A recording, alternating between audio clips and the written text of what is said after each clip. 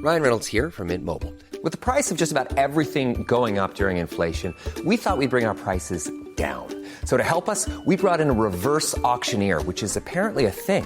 Mint Mobile Unlimited Premium Wireless. How to get 30, 30, bit to get 30, bit to get 20, 20, 20, bit to get 20, 20, bit to get 15, 15, 15, 15, just $15 a month? Sold! Give it a try at mintmobile.com/switch. $45 upfront payment equivalent to $15 per month. New customers on first 3-month plan only. Taxes and fees extra. Speed slower above 40 gigabytes. See detail. My dad works in B2B marketing. He came by my school for career day and said he was a big ROAS man. Then he told everyone how much he loved calculating his return on ad spend. My friends still laugh at me to this day. Not everyone gets B2B, but with LinkedIn, you'll be able to reach people who do. Get $100 credit on your next ad campaign. Go to linkedin.com/results to claim your credit. That's linkedin.com/results. Terms and conditions apply. LinkedIn, the place to be, to be.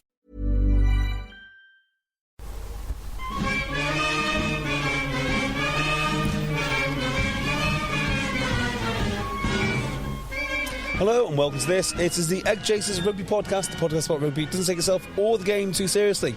You didn't get me that time, did you, Tim Cocker? Did you? You were on it. You were on it tonight. I was looking away deliberately, seeing if he's going to sabotage me, hearing the music in his ears. Yeah, there you go. Yeah, I'm here with Tim. Hello, JB. I'm here with Phil. Hello, JB. I thought he might do the same as last week as well, because you when I came into JB's house, we've both been waiting for Phil for a little while. No, that's not Apologies. a dig. That's not a dig. It is a dig. But JB already seemed exhausted before I am we so even tired started. today. Yeah. So tired. Big night? No, I've been clearing out my deceased grandmother's house back in North Wales. Oh, so that's like physical and emotional toil. Oh, just go. I mean, I know. Selfishly, Phil knows JB enough to know that JB will shut the door on any of that emotional toil, at least with us. But yes. We know it's there. We know it's there. Well, mate. selfishly, she lived in like a townhouse with 3 stories, and I've decided to help clear out from the top first. Little narrow stairways, and just trip after trip after trip after trip, and just the things like she kept all sorts. Right, I was trying to work out. So she and my grandfather had kept papers from certain dates. So I'm looking at the dates and trying to work out why these papers... what's the importance of the date, which is quite good fun. So one of which was the day after my grandfather's birth. So I opened up... So I've got this paper, got a issue of the Times from 1938 or 37. Wow. Right? And he was born in, say, September 4th. This is September 5th. And racking my mind, why would you have the paper the day after? Of course, it's obvious, isn't it? Because you had your name announced in the paper the day after. That's why. And the other one, like, I'm looking at these 2 issues of the... have you ever seen that... what is it? That puzzle where it's dead easy for 5-year-olds, but adults can't do it. And it's like... That sounds like GCSE maths when I look at the papers that my kids have. There's a load of like puzzles which are really easy for kids, but adults can't do it because we're taught to think a certain way. So I've got these other 2. I've got a copy of The Sun from 1970 something, and a copy of The Mirror, and they're both on the same day. And I'm thinking about this fucking date. I'm like, what is this date? What is this date? What is this date? I'm reading I'm asking my mum what this date is, and on the front cover it says Elvis has died. Of course, she's a massive Elvis fan. It took me half an hour to realise Elvis has died. Right, got it. Any good rugby stories in those papers? I bet you looked for them. I didn't actually, but I might go back and look again. Yeah, that'd be worth it. Yeah, but she kept 70s rugby. Everything, plane tickets, all sorts of stuff. You'll probably read about a brilliant Wales victory against like New Zealand or South Africa. She only kept it as far back as 1937. So, no. Right, a little bit of housekeeping then. You can get in touch with us, contact eggchasers@gmail.com. Oh, I've not checked the emails today. Let me... There's a few today. Oh, I bet there is. Contact eggchasers@gmail.com. To get extra content, you can go to patreon.com/eggchasers.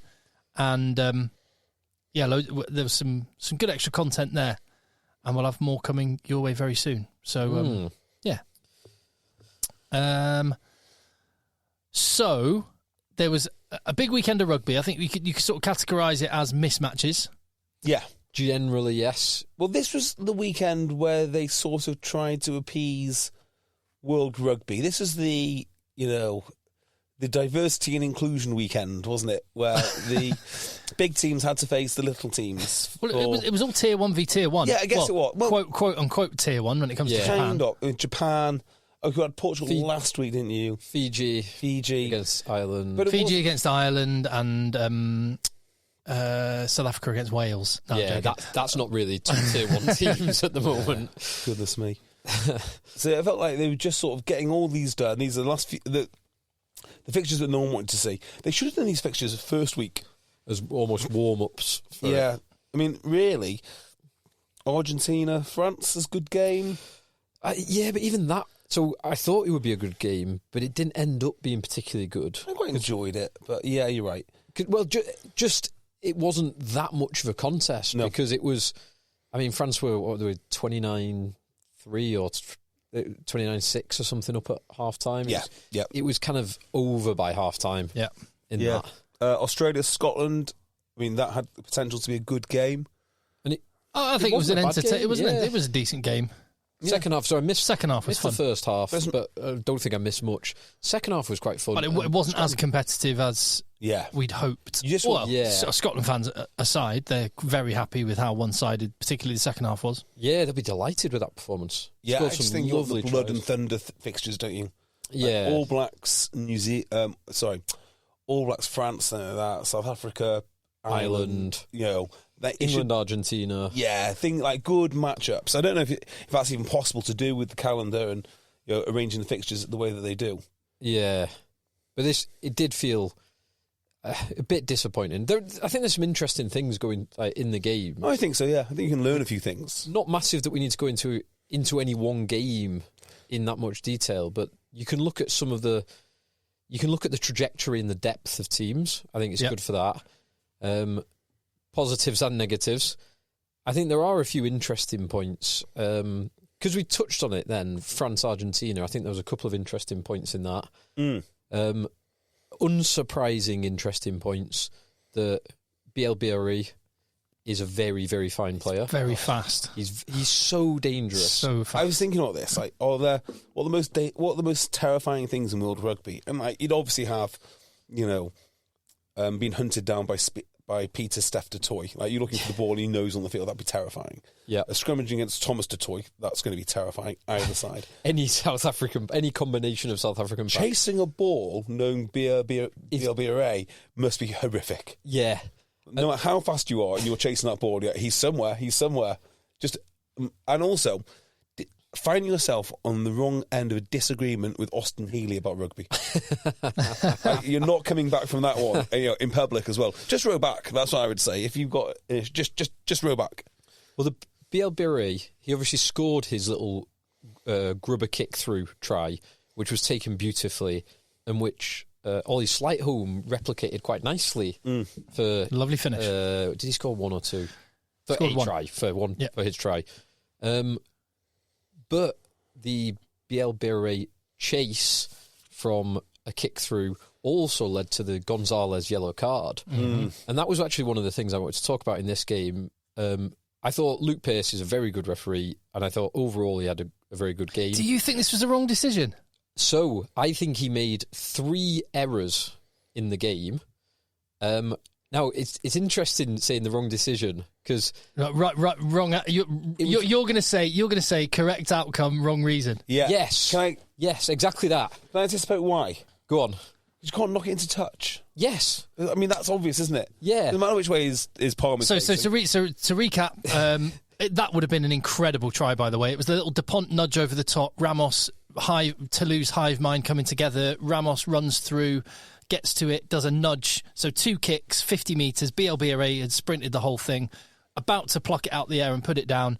And Joan Martin Gonzalez pats the ball towards the touchline, away from BLBRA, basically. And it was given as a penalty try, yellow card for a deliberate knock on. Correct. And I thought so.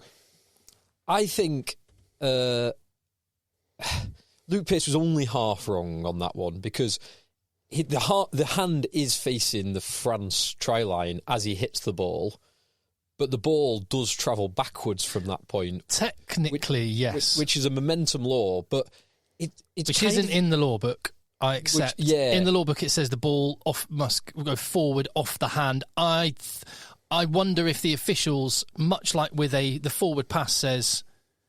In fact, what does the actual law say about a forward pass in the laws of rugby? Because no idea. I know they use the momentum law, don't they? Whereas if you're running forward, you can pass the ball flat or backwards, and the ball will still travel forward. And I thought it was kind of similar to that. Joan Montiel Gonzalez hit the ball in a forward motion, but because the ball already had momentum in the other direction, it, strictly speaking, went backwards, but it went forwards from where it would have otherwise gone. Yes. So is that... so just I've got World Rugby Laws of the Game, Law 11.7. Actually, no. I've got a feeling this is just going to add to Phil's... calls for just World Rugby to let Phil have a summer with the World Rugby law book and sort it out. Like Elon Musk of rugby. So, so this is, Department of Rugby Efficiency door. Knock on or throw forwards.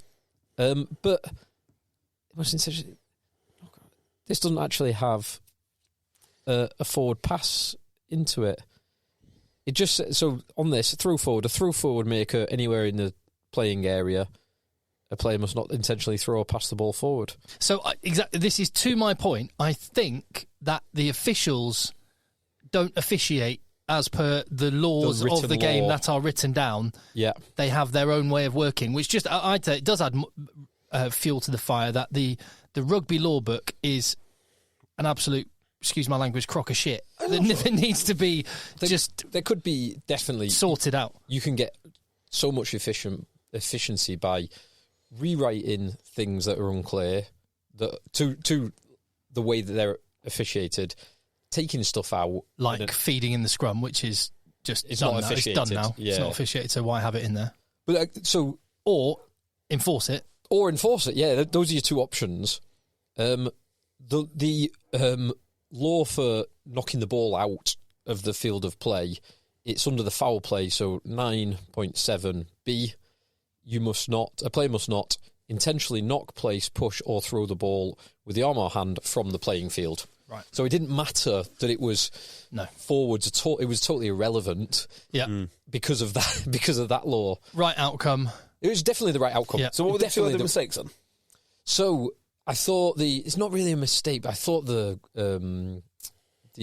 Montoya yellow card was very harsh, really harsh. His knees or something? No, so there was two players clearing out, Montoya and one other trying to clear out one jackler. And he went low and someone else went high. Off. Gross did go off. So, had the Argentinian player... Well, so two things there. Had Gross not been injured, it wouldn't have been flagged up.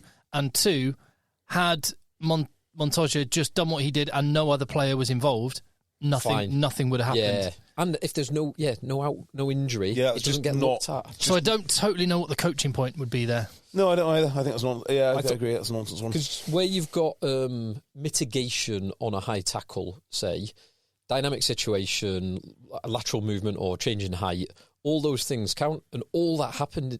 That was what happened here because of there's another player involved in the tackle. So I don't know what Montoya would have done. And the other one? The other one was... Now, I don't actually mind the way it was officiated, but you had Gross's replacement, Wardy, not long after this, charged into the tight head, the La Rochelle, one of the three La Rochelle tight heads. Colomb? No, charged into the... Sclavi, the Argentine tight head. And he flipped up in the air. Yes, that's right. Yes. And Luke Pearce called it. Momentum carried him over, which I completely agree with. And then they looked at it anyway, and they said, momentum carried him over. But Sclavi was on his knees. He was on his knees, which we've seen Tommy Raffel. Yes. So now I think it's not a problem to be tackling on your knees. You're doing yourself... we had this exact discussion, didn't we, when Tommy Raffel got pinged for that? It's hard. The referee told us we can't be on our knees in a line-out. What? Right, so imagine you're setting up for a line-out, okay? And I'm trying to work out the situation where you would be on your knees in a line-out. So I get the lads to put their hand on the floor, almost like a sprinter kind of position to get their body position low. You're defending the line out. Yeah, defending. Yes, right? that makes sense. So we're defending them all. We like to defend them all on a 5 metre. So almost like a sprint position. And occasionally you go into almost like a lunge sort of situation to make sure you get your body height preset. Otherwise, players are just too high. So you make them sort of really, really go low. And the referee said, no, you can't do that. I was like, well, why? And the answer was, well, because you're out of the game because your knees are on the floor. So I said, well, my knee's not going to be on the floor by the time I hit the ball, is it? Like, I'm allowed to have my knee on the floor now. Yeah, it's not allowed ball's to have not my in knee, play. Yeah, on the floor when we're in this mall. It's absolutely fine. What are you talking about? Yeah. Like, when I'm setting up for a scrum, right, and I'm on the flank, where is my knee? Right, am I out of the game? This is second ropes. Get your knees off the floor when you're getting into position to scrummage before the scrum's engaged. Yeah, I mean, that would have horrific consequences. Yellow. Get off.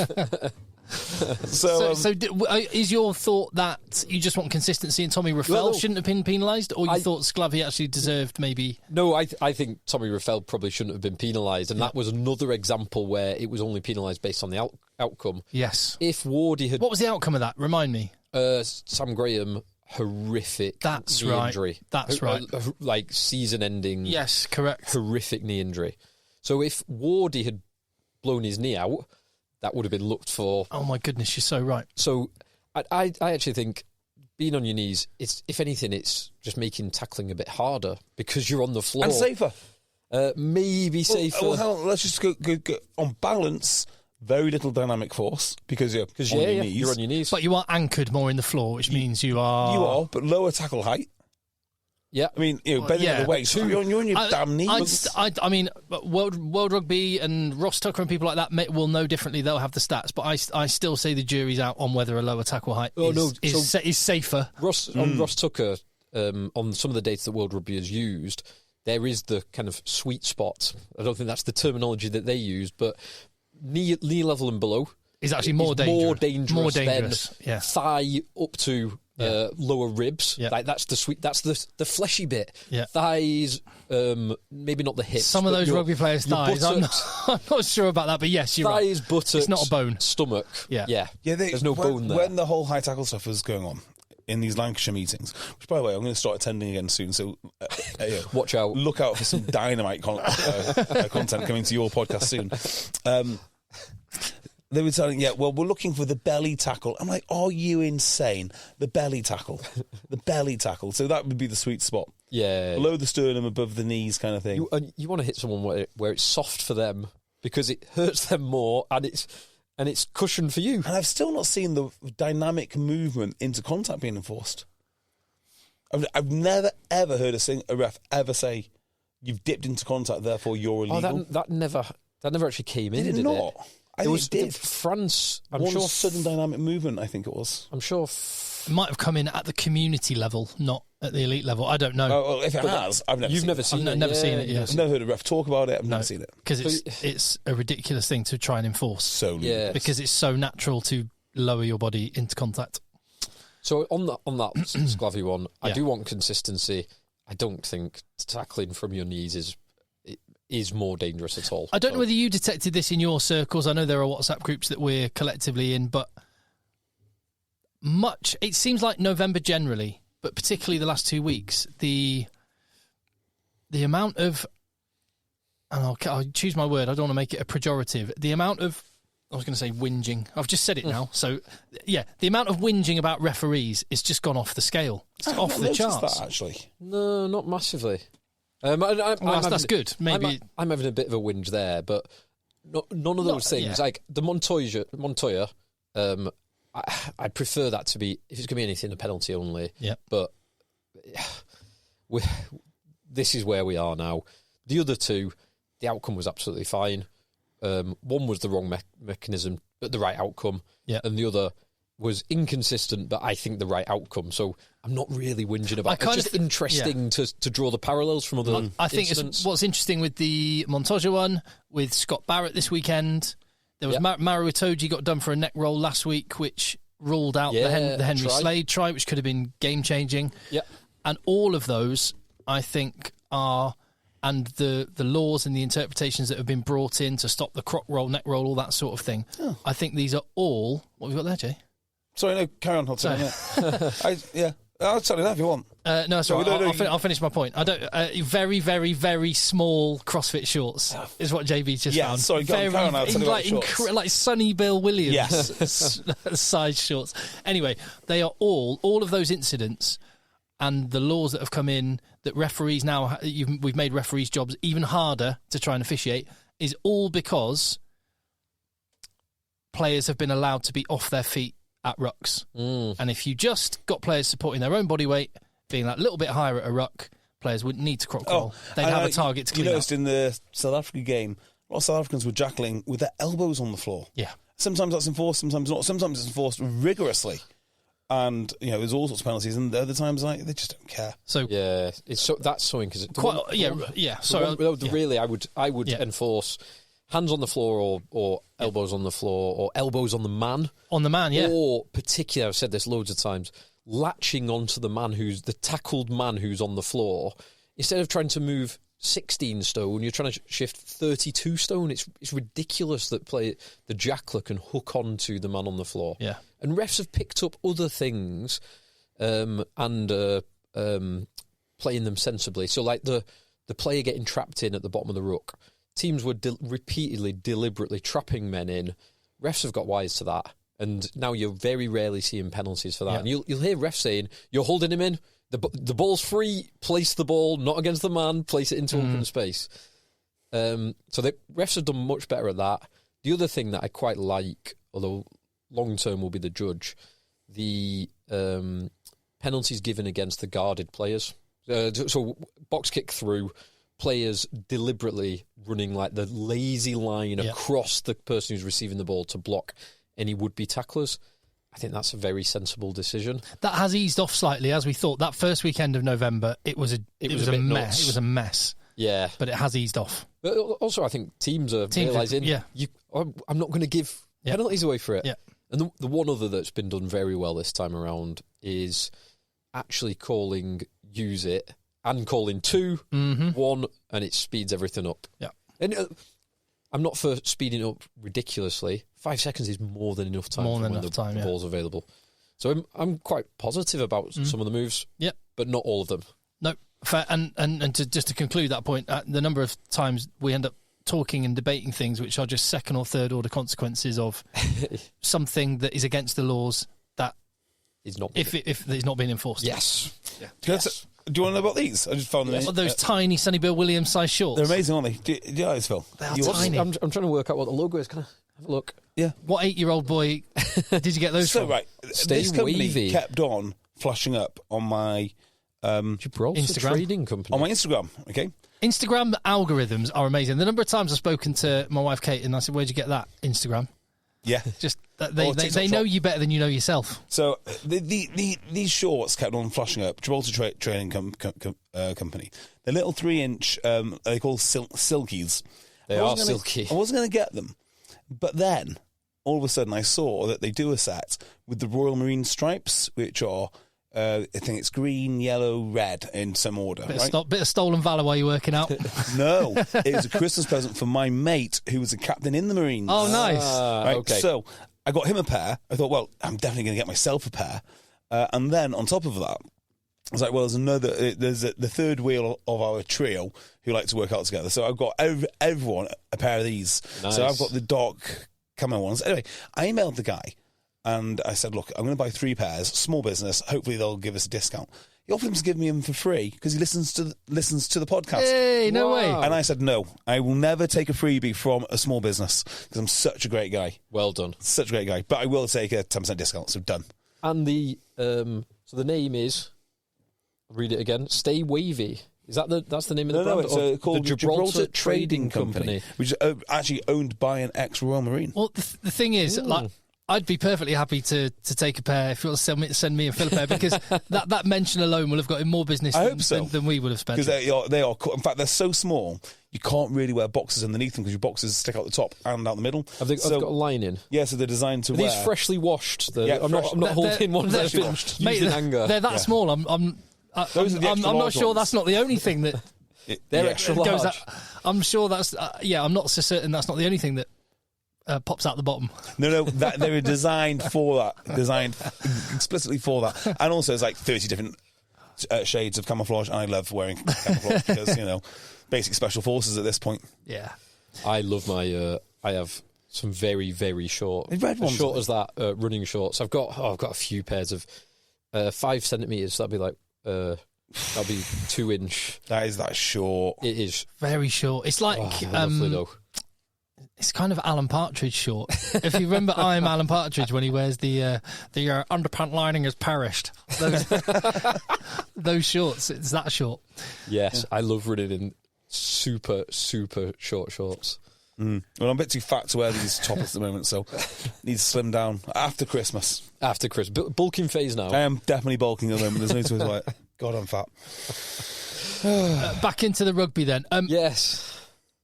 So, okay, rather than just, I'm sure some of England, Japan will come out in conversation, but more broadly, where are England at? How do you assess where they're at? So, my view of this, watching this game, was from the autumn, England have got worse at competing with good teams, but better at beating up bad teams. They're flat track bullies. And I couldn't help thinking that and thinking about the bloody... It annoys me so much, this phrase, but it's so accurate. The plastic energy of England. When they're whooping and hollering from bullying Japan... The Springboks were right. The Springboks were absolutely right in 2019, in 2023, and they'll be right in 2027 unless something changes, which is not going to as things stand. My takeaway from this, right, I think it's good for all teams. It's nowhere near as bad as you think, but it's probably not quite as good as you think. So I think the best teams now, they feel like they're peaked.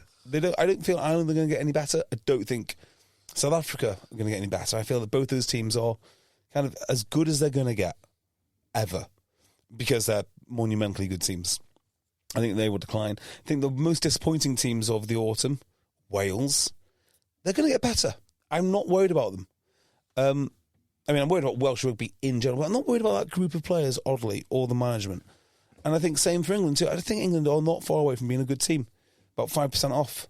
In fact, and that goes, who would be the ones who are an absolute basket case? Wales. You would say Wales, but they're not. And Japan. Maybe Japan. Because they don't have the residency rules anymore on their side to be able to get a load of players in. So it's got to be longer term projects. They have got, like, looking at that team, where they have some lovely players, or at least some massive players. Second row, absolutely enormous. And when one of those two boys broke through one-on-one with Marcus Smith and knocks the ball on. What are you doing? So those two are enormous. Their number 8 is enormous. Their two centres, Fifita and Riley, are both enormous, but also actually really good players. So they've got some talent there, but not as much as what they have had. Yeah, I think with England, the biggest danger with England are people losing faith. The chatter on Marcus Smith, just get rid of him now. Time to move on. Do you know what Wales would do for Marcus Smith? Do you know what? I cannot believe the speed. Ireland. Yeah, I cannot believe the speed at which the England fly half thing has moved on. So Owen Farrell took all that crap for years, and who was the solution they wanted in even a year ago? George Ford should be starting. I remember during the Rugby World Cup when Ford had that brilliant game against Argentina, Farrell came back in and people were screaming blue murder that Ford was the answer. World Cup finishes and Ford's the 10. And, get Ford out, we need Marcus Smith in. And now Finn Smith has a good half an hour against a beaten-up Japan team. And, I don't know, I think Marcus Smith actually, maybe he can't run an international test team very well. Nonsense, of course he can. Or any of them. Farrell, Ford, Smith or Smith. There's so many countries around the world that would just please give us one of them. Yeah. Wales would have any one of those boys. I think Scotland, I think you might be looking at the end of Finn Russell in Scotland if they had one of those boys, because they really want to move on from Finn, is my thought there. Lots of Scotland fans do not, but Gregor Townsend does. he never wanted to go for Finn. He's always wanted to move on from Very Finn. uncomfortable marriage, that one. Ireland, definitely. Wales, definitely. Yeah. Italy, definitely. I mean, France are well stocked. They don't really care. Yeah. Other than that, everyone in the Northern Hemisphere would have any one of those 4 players. They'd love to have them, and they probably wouldn't start, but they would be contributing to the national team. Yes. Yeah, completely agree. I think that is not the problem with England. The problem with England is, well, the most important problem, the repeat failing, because there's been isolated failings and repeat failings. The repeat failing has been the defence, and we saw it again. And 2 primary areas that we've seen repeated: 13 channel out wide, with Henry Slade seeming to, in every single game, be operating a different defensive system than everyone else. He is consistently blitzing, and the players around him are not blitzing, which creates dog legs and disjointed running.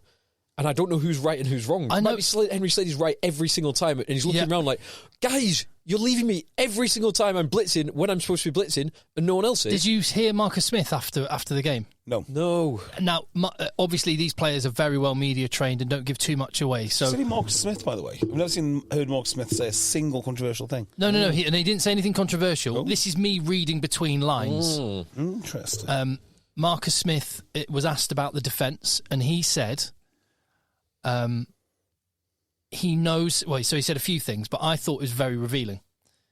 And I am reading between lines. Mm-hmm. But he said playing against a hammer defence, as he called it, which is, out and in, hard. This is a new name for a blitz. Well, that's what everyone calls... that's just one of those words. There's hammer. There's a couple of words that everyone uses in rugby. It doesn't matter. Fire when you want to get a counter-ruck, and hammer, which is get off the line and hit. Anyway, he said he knows how hard it is to play against a hammer defence. And he says, I do it all the time in the Premiership, play against defences that do that, and it's incredibly hard to play against when it's done well. And he does it all against it all the time in training, and he knows just how difficult it is. He said, I have to play against it all the time in training. It's really hard. He was asked whether they're going to move away from it. He went, no, absolutely not. And what he said was, we need to collectively buy in. Now, that he didn't say... But this is me putting that's the media trained version of what he thinks. Yeah. We need to collectively buy in. So I'm putting these words on him. But what I interpreted from that are there are players not doing what they should be doing. Yes. And when he kept saying, getting up out the line, blitzing, smashing them, is what. And he said, when I'm back there at fullback and I get so much energy from seeing the boys fly off the line, get out, smash people, says to me, Henry Slade probably is doing the right thing. And it's the people around him. But Henry Slade seems to be the scapegoat at the minute. But that's from... There will only be the scapegoat from the press and the fans. And a lot of fans, yeah. But probably a lot of people listening to this podcast right now. Probably, yeah. But if Henry Slade is the one person who's actually doing it correctly, repeatedly, and everyone else is letting him down, he'll be getting all the praise behind the scenes. So in the England camp, he'll be getting all the pats on the back. And it doesn't... They shouldn't care what the press think. Well, that would suggest why everybody I'd say a majority, maybe definitely a plurality, maybe a majority, maybe a vast majority would have said he shouldn't be picked. He should have been dropped a couple of days ago. Let me float a different game for you. Did you watch the France game? Yes. Yeah. France were playing a very sort of... How sexy are those kits, by the way? Incredible. Yeah. Incredible. Lovely. A very kind of different defence. They were not up off the line quick. Reminded me of Racing about 5 years ago. Sort of, they do come up, but then it's all about absorbing the pressure and more of a passive defence.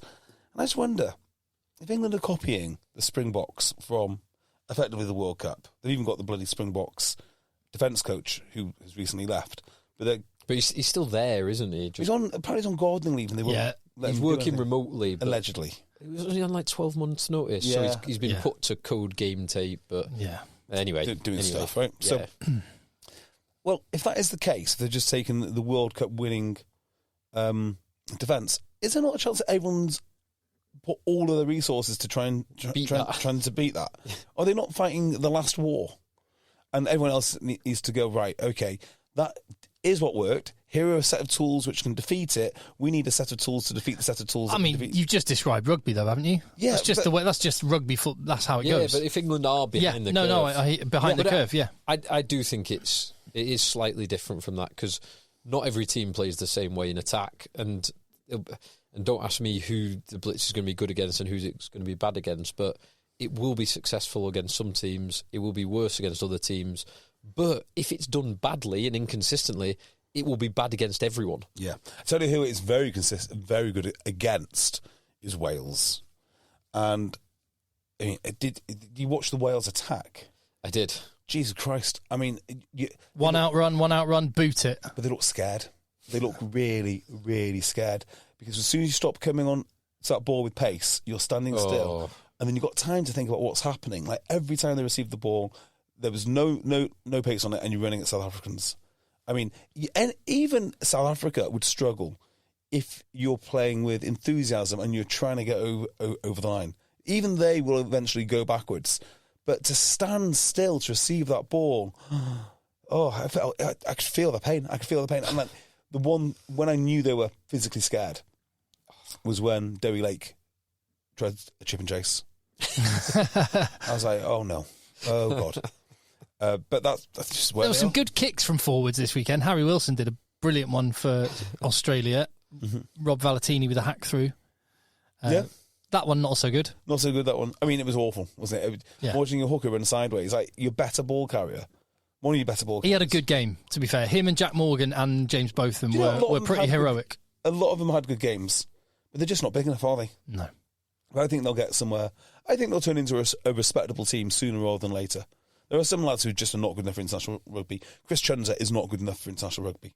I don't see him becoming good enough at any time soon. He needs a tremendous amount more time with Exeter starting. Well, he looked decent for Wales in a much, much better team. Yeah, I mean, look, if you surround him with great players, maybe just that raw athleticism that he has, you can put him to work doing good things. But, he's just not good enough. And that's the end of it. He's just not. So the first few minutes of the game, I was a little bit optimistic for Wales because they fronted up for the first 3 or 4 minutes. Tshunza put in a big hit on Eben Etzebeth. Nice hit. Etzebeth was half stopped by someone else and Tshunza levelled him. And Etzebeth has been knocked back a few times this November, hasn't it? You say that, but this game, the second rows in general were just imperious. Yeah, and then, so good. After 4 minutes, whatever it was, and they break down the right, and Moster just picks that line. No one got even near him. Yeah. A few minutes later, Etzebeth is strolling over. I mean, Etzebeth, he only played for 28 minutes, didn't he? Because he went off after that, but both of them were amazing. And then Neil Sneijman. The way I kind of describe the Welsh loss, well, so I had a narrative in my head before I watched the game, which was, this is going to be a decent performance by the Welsh. You can praise them, but they're going to lose. And then I watched it, and like 20 minutes in, I was like, I might have to kind of jig this, because some of the statistics...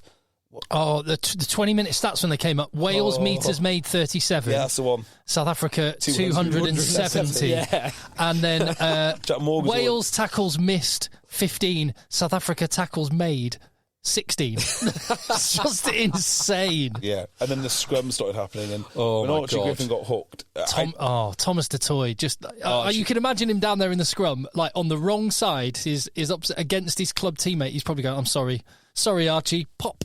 Yeah, well, he got flying saucered a few times. This game, Thomas Dutoy, probably just added that guy. £100,000 to his next contract. That guy is insanely good. Like, just goes both sides of the scrum, world class.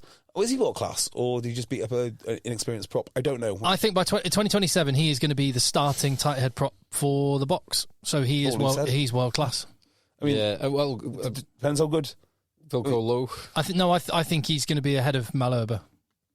Well, Malherbe will be... Who's one of the great all-time. 6 or something by the But he's one of the great all-time tight heads. I would just say, I'd probably pick Thomas Dutoy the next time they play. In fact, when the Rugby Championship comes around again in August. But all I'd say is just look, I mean, if he's that good at loose head, they might just say, well, we'll just pick the best tight head or loose head we can with Thomas Dutoy on the other side. Yeah. Like whoever the best guy, other... Then which has to is go probably Thomas Dutoy and Oxniche. Yeah. Crazy. Or do you... You can see Razzie doing something with this.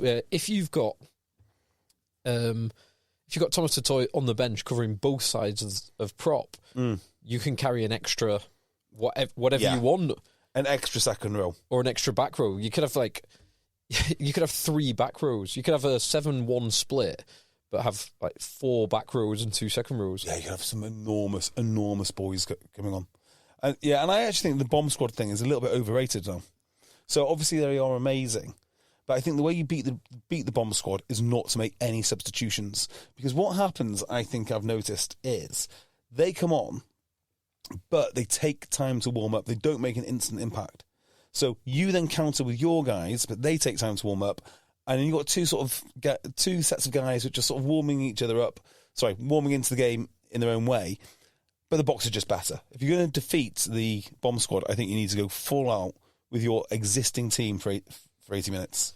Problem with that, and the game that really, really mattered in the World Cup last year against England in the semi-final, England's scrum, before they changed the front row, they were already, like, the existing boys were already... It was starting to creak. It'd been even, and I still think this was a Springbok strategy to only maximally go for the scrum when they really needed it to. But towards the end of the game, they needed to, and England had one scrum that, with the existing props on, the starting props, and they were getting destroyed. I'd hold on to, so they had to change at that point. I'd hold on to everyone until 70 minutes and then make my changes en masse.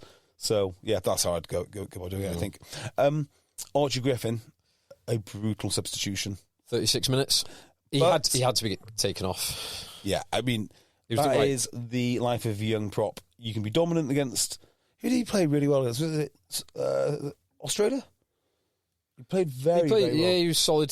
His scrimmaging was solid against Australia. And you just get a matchup which you don't understand. You've not seen before. I mean, he probably has seen Thomas du Toit before. I mean, that's probably why he lost, because he knows exactly how good Thomas du Toit is. And it's everyone around him as well. Yeah. Like, it's just such an enormous, and like you take off Eben Etzebeth. Oh, things are going to get easier, are they? No, RG Snyman's coming on. Yeah, much harder. Yeah, not getting easier at all. Yeah, who really challenges defensive lines. I mean, yeah. And it brings a whole new challenge to you, because he's throwing the ball everywhere. He's just, he's like part Etzebeth and then part Dan Dupree, except his offloads often go to hand. Yes. Yeah. Yep. So, Griffith, I did... Who was it? Oh, it was James Harper in the Sale Bath game. Interestingly, I think he was playing against Thomas du Toit as well. Oh, no, he wouldn't have been, because du Toit would have been tight head. He was playing against Benno Abano. James Harper was having a really torrid time for 30-odd minutes. Got taken off when Asher Opoku-Forjaw came on for Sale. But because Opoku-Forjaw injured his back towards the end of that game, James Harper got the last 10 minutes. He did. And actually made amends for his poor scrummaging in the first half. And part of me was hoping that Archie Griffin would get 5 minutes, just one. I just wanted him to have one scrum and it to go well. Because that would have been... So he will learn so much from that. Yes. 36 minutes. If he'd have had one more scrum, he would have ended on a positive note, and it will be... Like, you saw his face after the game. He looked miserable, didn't he, coming off? Covered in blood and just forlorn.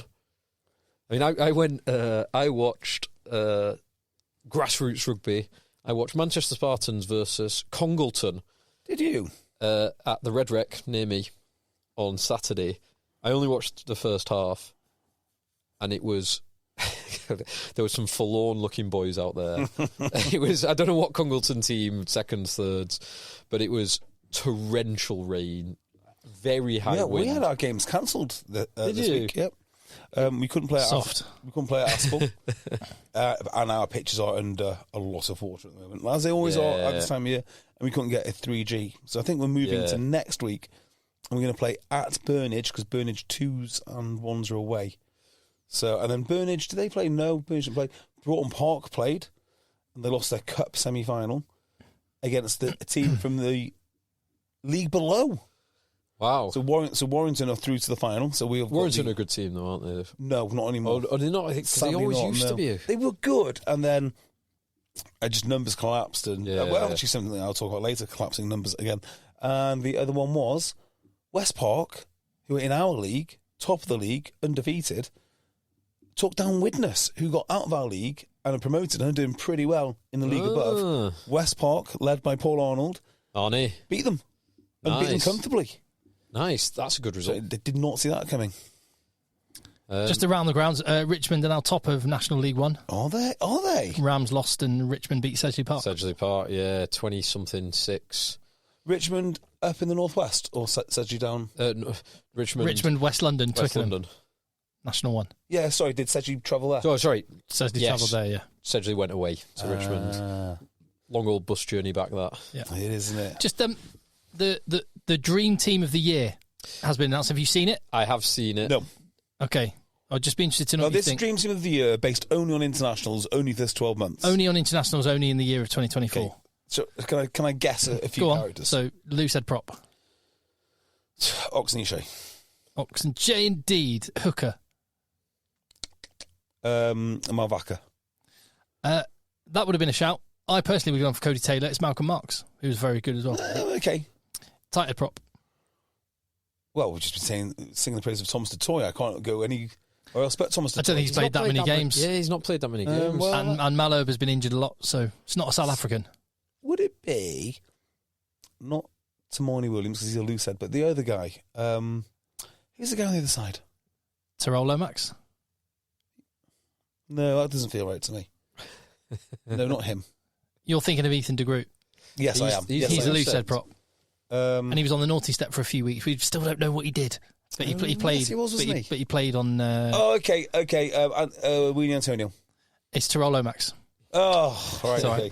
Second row. I mean, one of them was nominated for Player of the Year, so he's going to be in it. Yes. Edsabeth is in alongside. I mean, it has to be Mostart. Nope. R.G. Sneyman. Nope. He's Steph the Toy. Nope. He's in. I mean, I can't go. He's blindside flanker. If they don't play for South Africa, they can't possibly be in a world team of the year. Tyke Byrne. No. Yes, he was awesome. I thought McCarthy was very good. McCarthy was good. In that, Byrne's great, right? He's fantastic. He's amazing. But I'd actually say his best position isn't even second row. His 6. I mean, let alone be the world's best second row. And he does play in green, so I guess he can. Yeah, because he plays in green, I'll allow it. Just generally on the World Rugby Awards, and we can talk more. We can just fill or maybe summarise all the winners, but it does feel like the World Rugby Awards are on a year delay because last year it was Ardi Savia won it, who probably should have won it the year before, but probably didn't quite deserve to beat Edsabeth to win it in 23. Yeah, Edsabeth didn't win it in 23. But got nominated for player and is in the dream team and nominated all the rest of it. And probably Oxenche deserves to be nominated ahead of him as player of the year this year. Yeah. And now last year the dream team featured no world champion South Africans, and except for there was maybe only Peter Steph Toy, and I think that was basically it. He was the best player maybe ever to live. Yeah, he's just godlike. And this year they've got 7.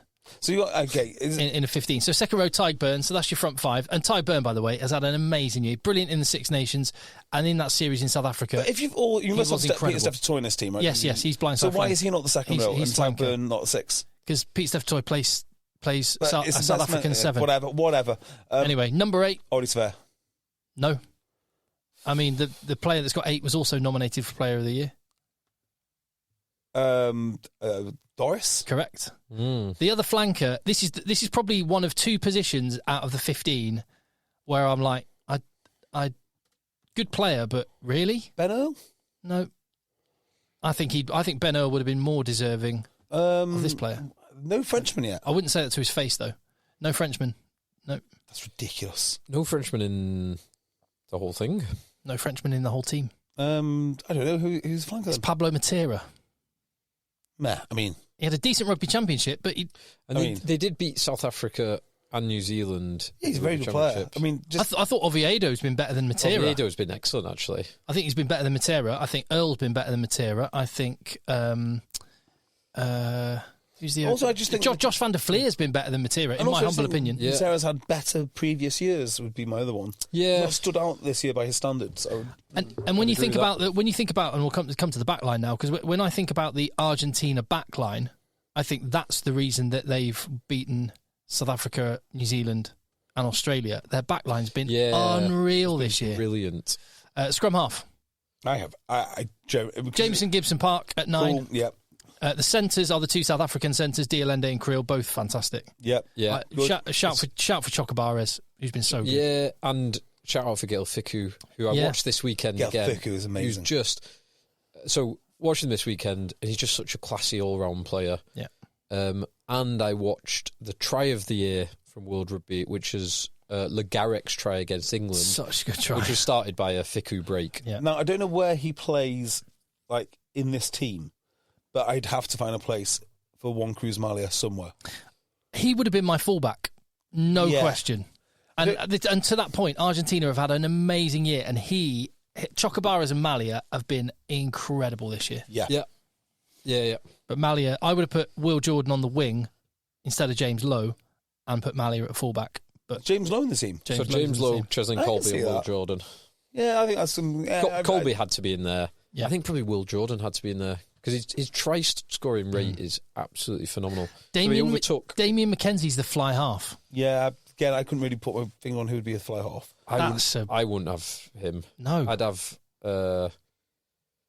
what's his name? The Argentine boy. Albornoz. I'd have him. I'd have Smith above him. Marcus Smith, definitely, yeah. No, not Smith. Pollard's been on the bench a lot. Yeah. So that's the thing. Sasha didn't play that many. Yeah. Yeah, I mean, I've never seen Sasha Feinberg and Zulu play. I don't think I've seen him play half a game in my life. I think the problem with the South African guys is they're rotated quite a lot. Obviously, Ireland are going through a transitional phase. Wales, no. England... Smith's not... I think Smith has played better this year than Damien McKenzie at 10. Yeah. I'd have Bowden Barrett ahead of Damien McKenzie. So would I. Yeah. Yeah, so Albornoz, I mean, Albornoz is relatively new to the shirt as well. He's kept out Santiago Carreras, which is no mean feat. Nope. Because he's a hell of a player. And they've had those historic wins against New Zealand and... Albornoz is a good shot then. Yeah. Who are the judges? I know, for the UK's or England's representative of the judging panel is Ugo. I was going to say, Jesus Christ! I was going to say, I don't know everyone who will be there. I know one man whose face will be there, Ugo Monya. The guy steals a living. But no, I'm just saying he's England's representative. He is. But there's a lot. Anyway, but so they know more about rugby than they've forgotten more about rugby than I'll know. No, that's not true. That's absolute nonsense, Tim. That is such nonsense, right?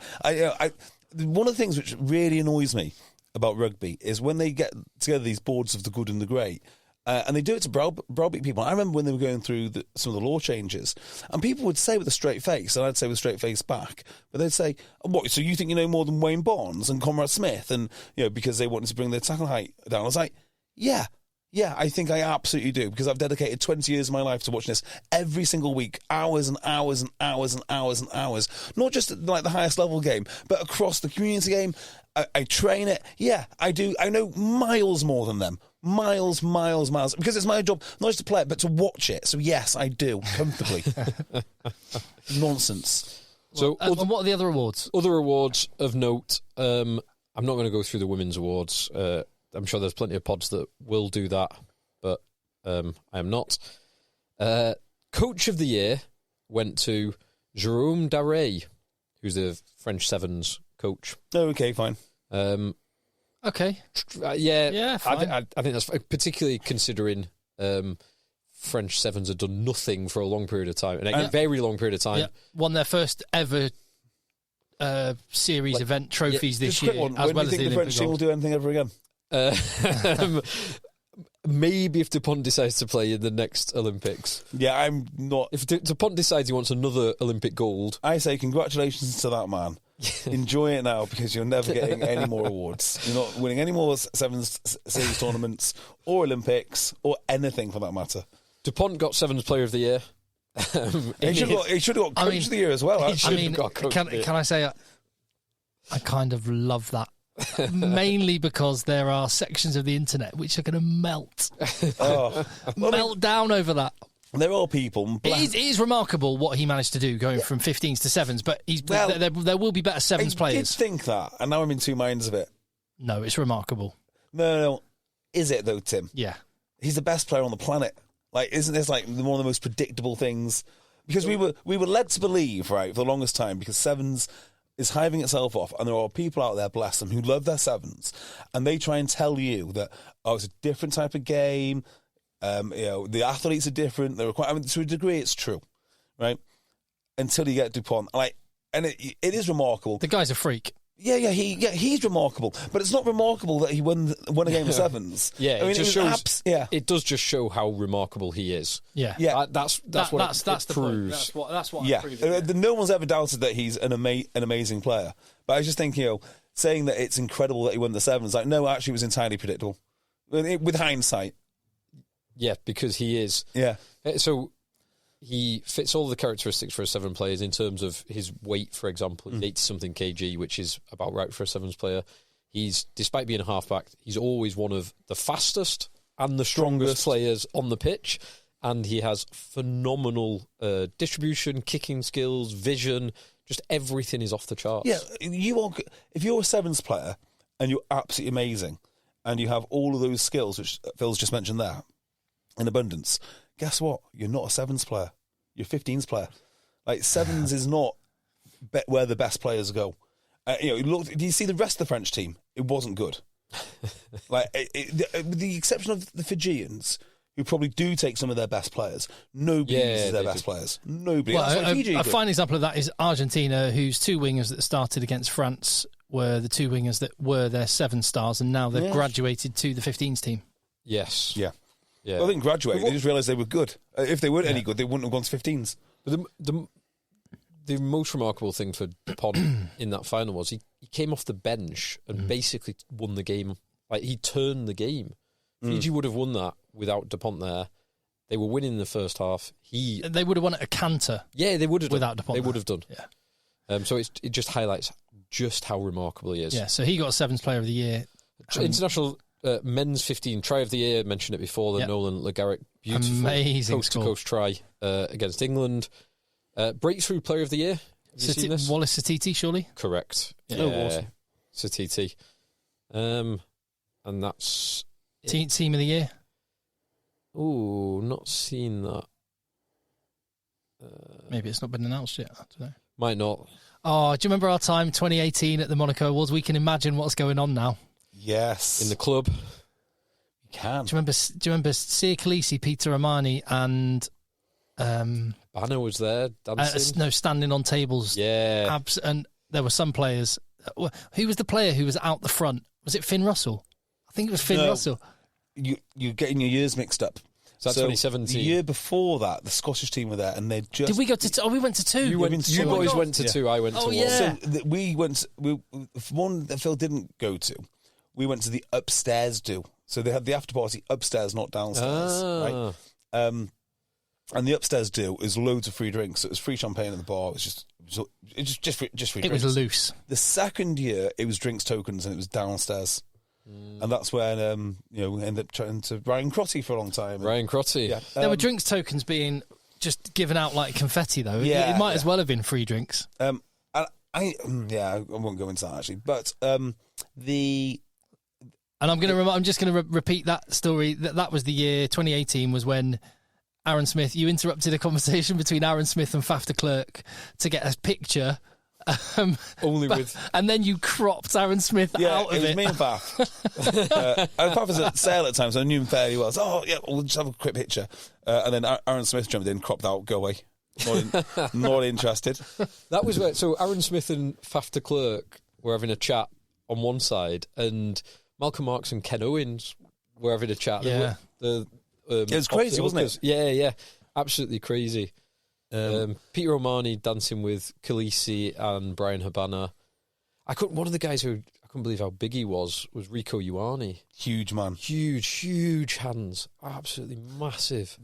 We saw the Scottish team outside Monte Carlo Casino Hotel. Absolutely leathered. Completely. They hadn't been to sleep, had they? Because they had a really good win. Against Scotland. Not Scotland, against Australia. Yeah, and then it was an unexpected win against Australia, and so they'd been on it all night. So again, it's always it's not small guys, but the guys who are more unusual that gets me excited. So we were queuing to go into Casino Hotel and Resort, And like Owen Farrell's friendly, whatever.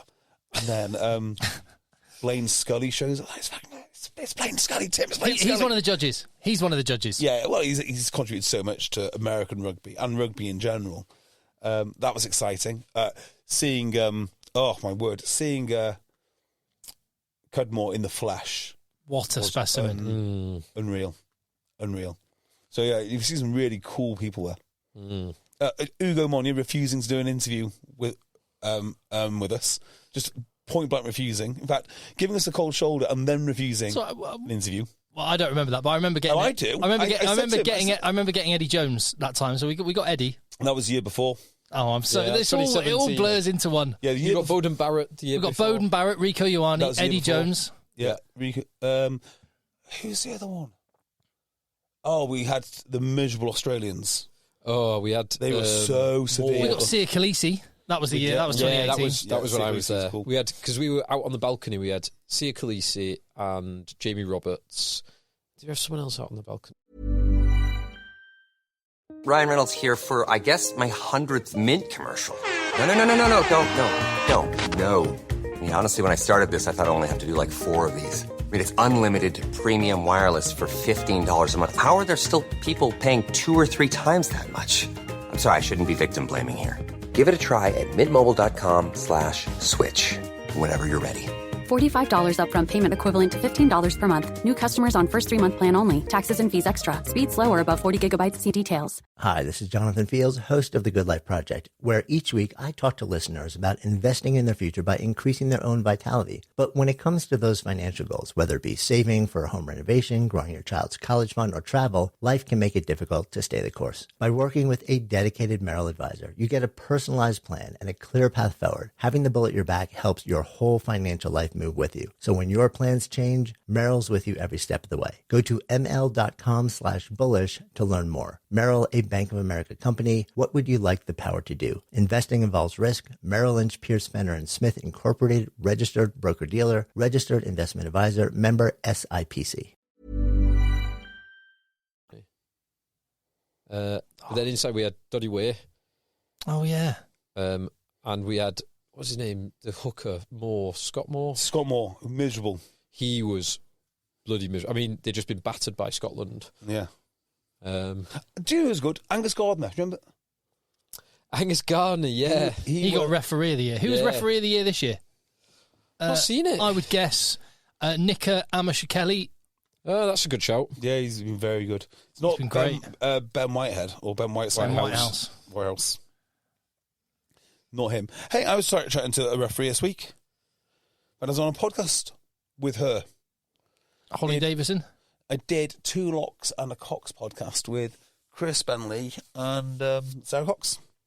Oh, nice. Cool. It's really cool. Really, really cool. Good. So you can listen to that. Me talking over people because of delays and whatnot.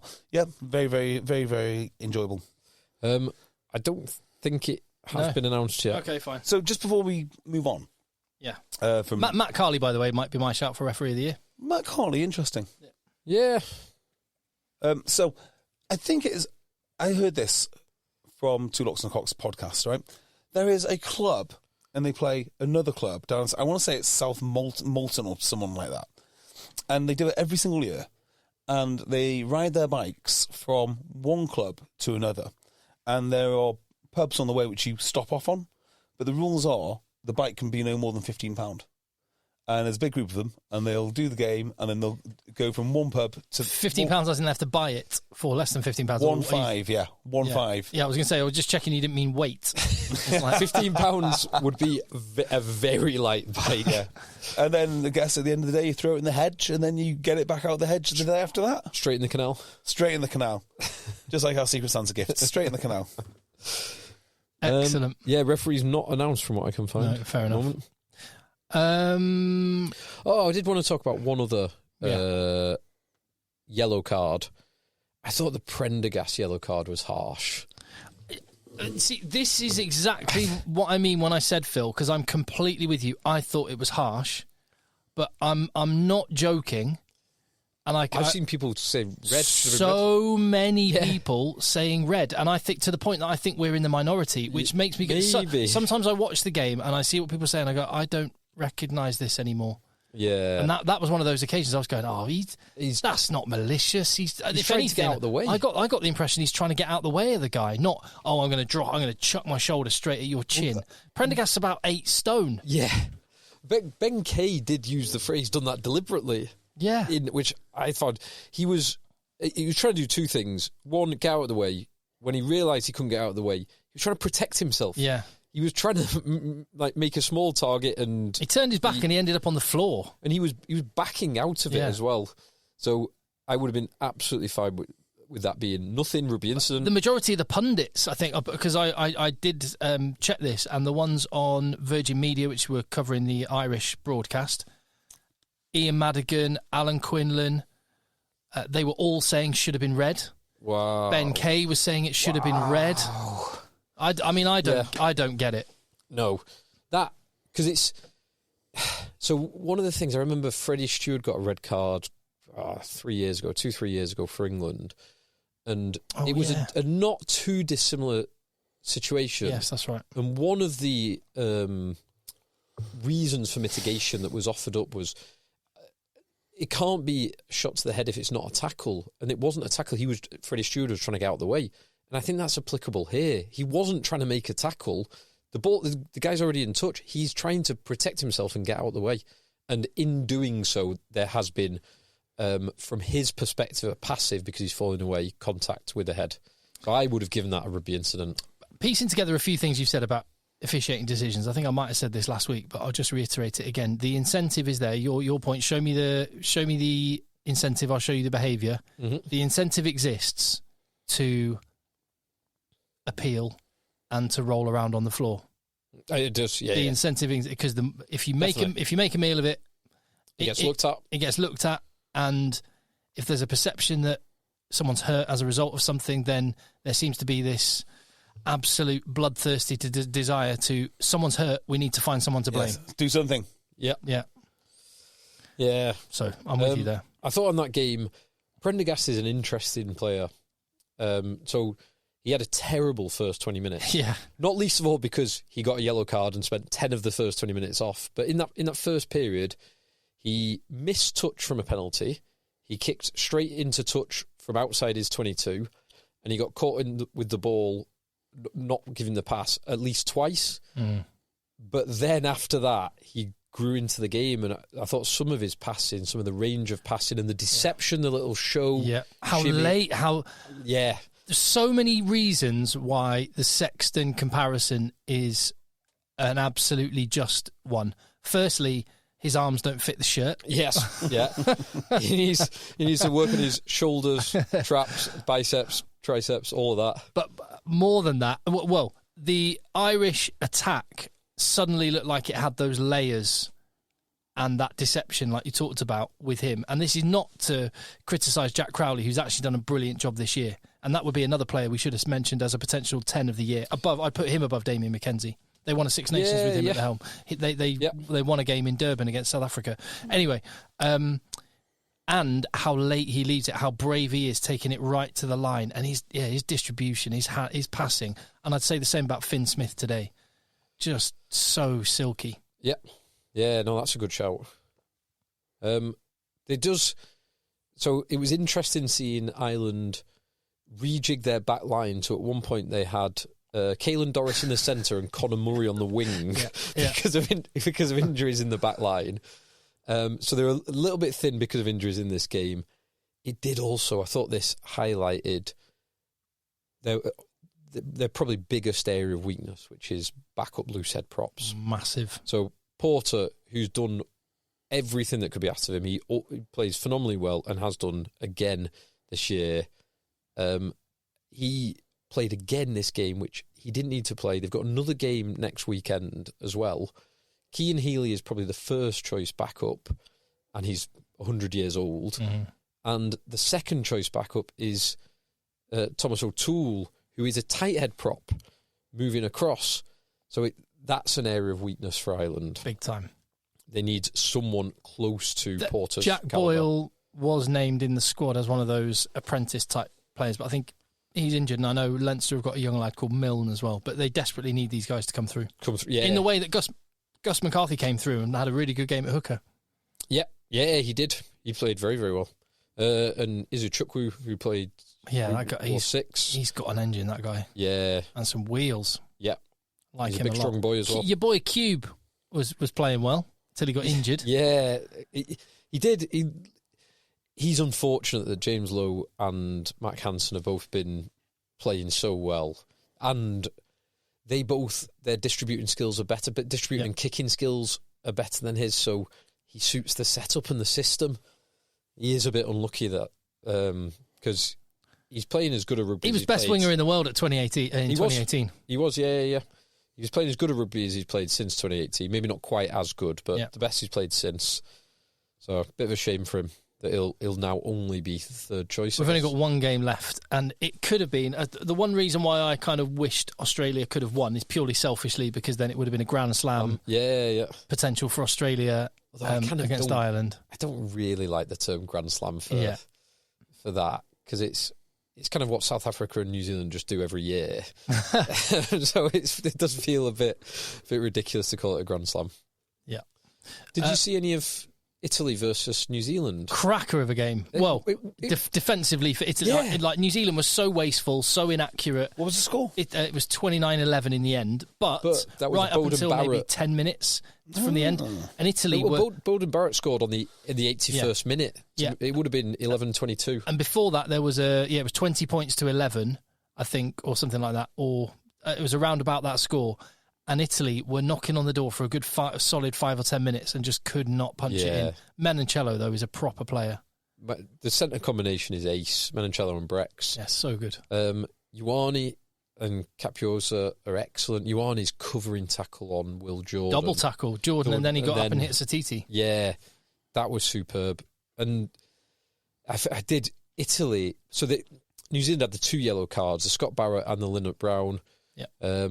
I actually felt a bit more okay with the Scott Barrett one because it did feel more dropping on the leg. Yeah, more like he knew what he was doing and more like twisting as well with it than the Montoya one. Lynette Brown was definitely a yellow card, like cynical, killing the ball on the floor 5 meters from the try line. But in both of those, they get yellow cards and then extended periods of play in handy positions in the New Zealand 22.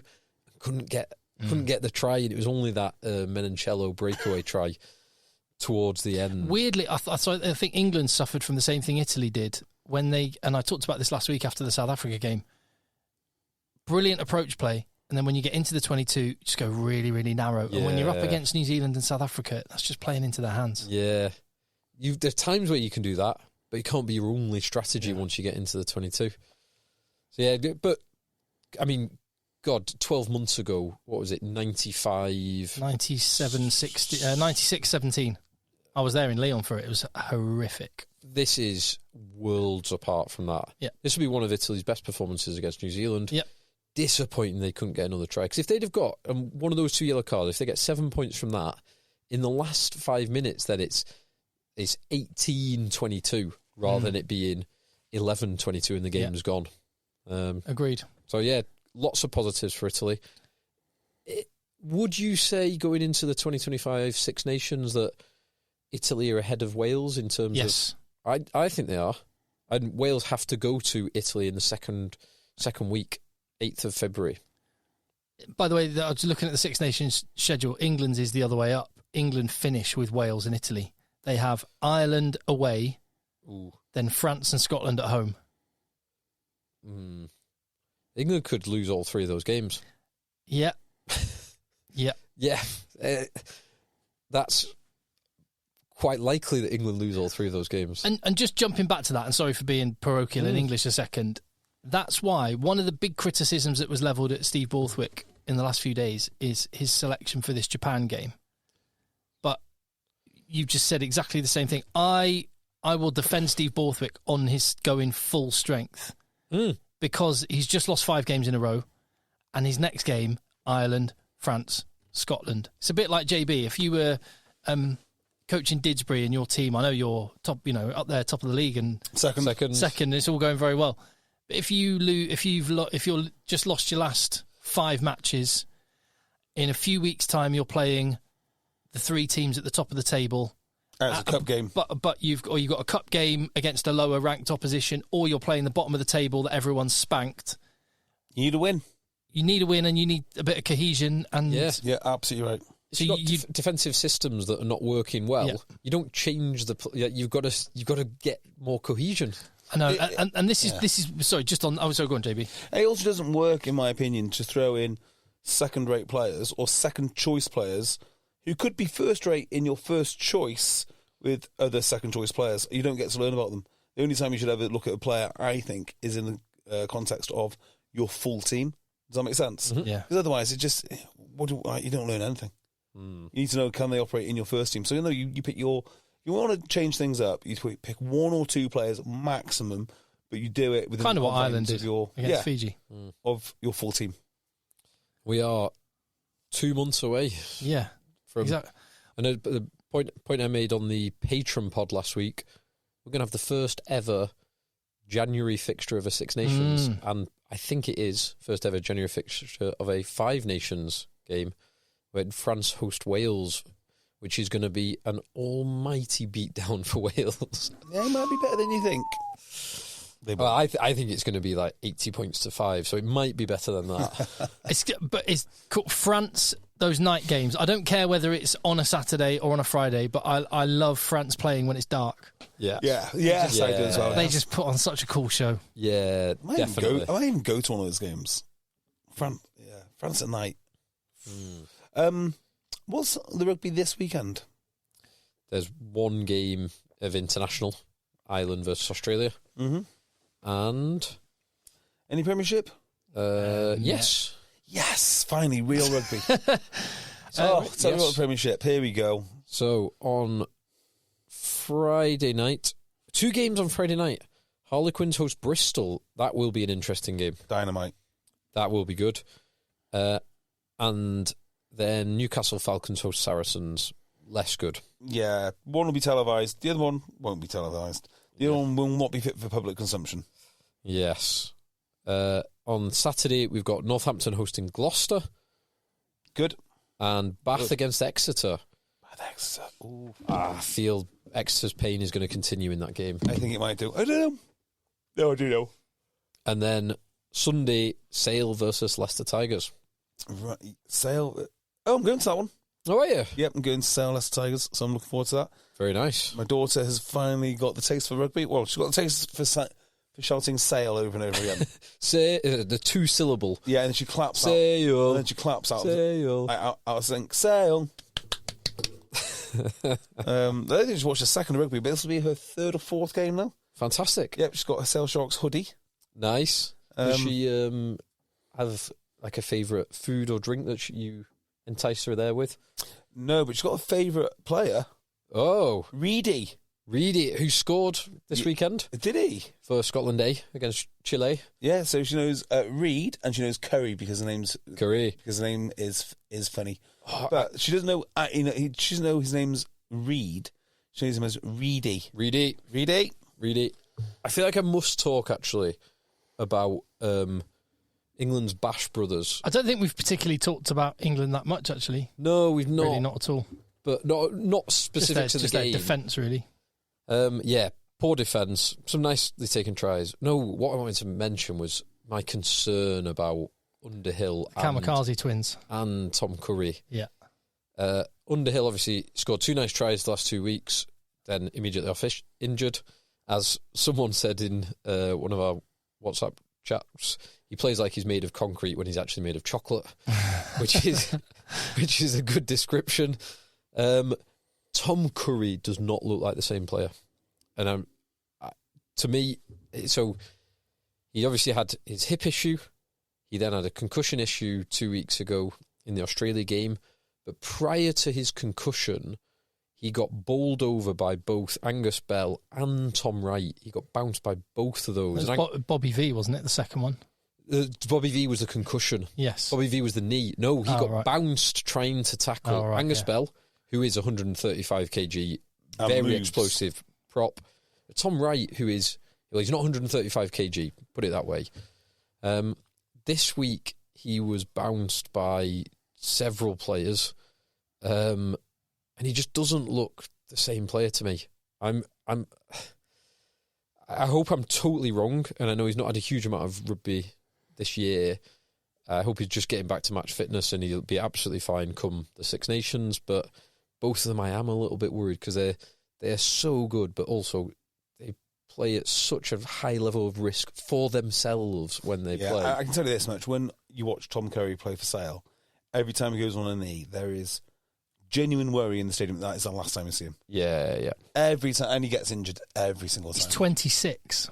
I know. This is one of the things I wanted to say about England.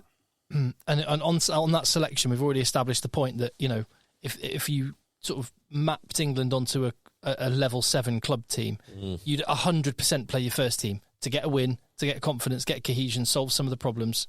So I don't understand all the people that were moaning about England's selection. The Tom Curry one I can, because I think he's incredible. He is incredible. But I might have just stepped him down and said, you know, keep your powder dry. Yeah. The thing is, like, where does he get his rugby? I might have done that. Yeah, no, I do take that point. Yeah, just on the broader point, the average age of the England 23 is 25. Even the starting 15, so even when you take Astropoku Fajor out of the equation, Finn Smith out of the equation, the average age of the starting team, which was the first choice England team, 25.8. That's good. It's such a young team, and there's a lot of people that have been saying, "Oh, what we needed to experiment against Japan, get some new blood in." It's like this is like, except for Wales, this is about the youngest team in world rugby. It's not even that, is it? They just carry on saying pick players you can't pick. So we all know that you can't pick Tom Willis. Stop saying he's not going to come back. Jack Willis. We could pick Tom Willis. I think we should. I think we should pick Tom Willis. Yes, Tom Willis should. I think there's an argument if Tom Curry isn't himself and if Sam Underhill's injured, there's an argument that Earl goes to 7 and Willis goes 8. That might be a shout. Yeah. Anyway, regardless, I think Willis should be ahead of Don Brandt in my pecking order. Yeah, definitely. Couldn't. But Jack Willis can't play.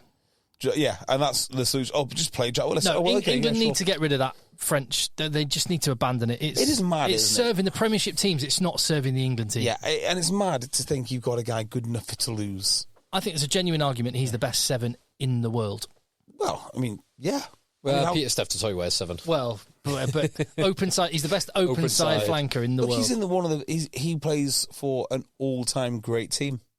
You know, if they win the European Cup again this year, which is every chance that they could do, you know, he's going to be one of the all-time. He is in one of the all-time great back rows. That's just a fact. That's a fact.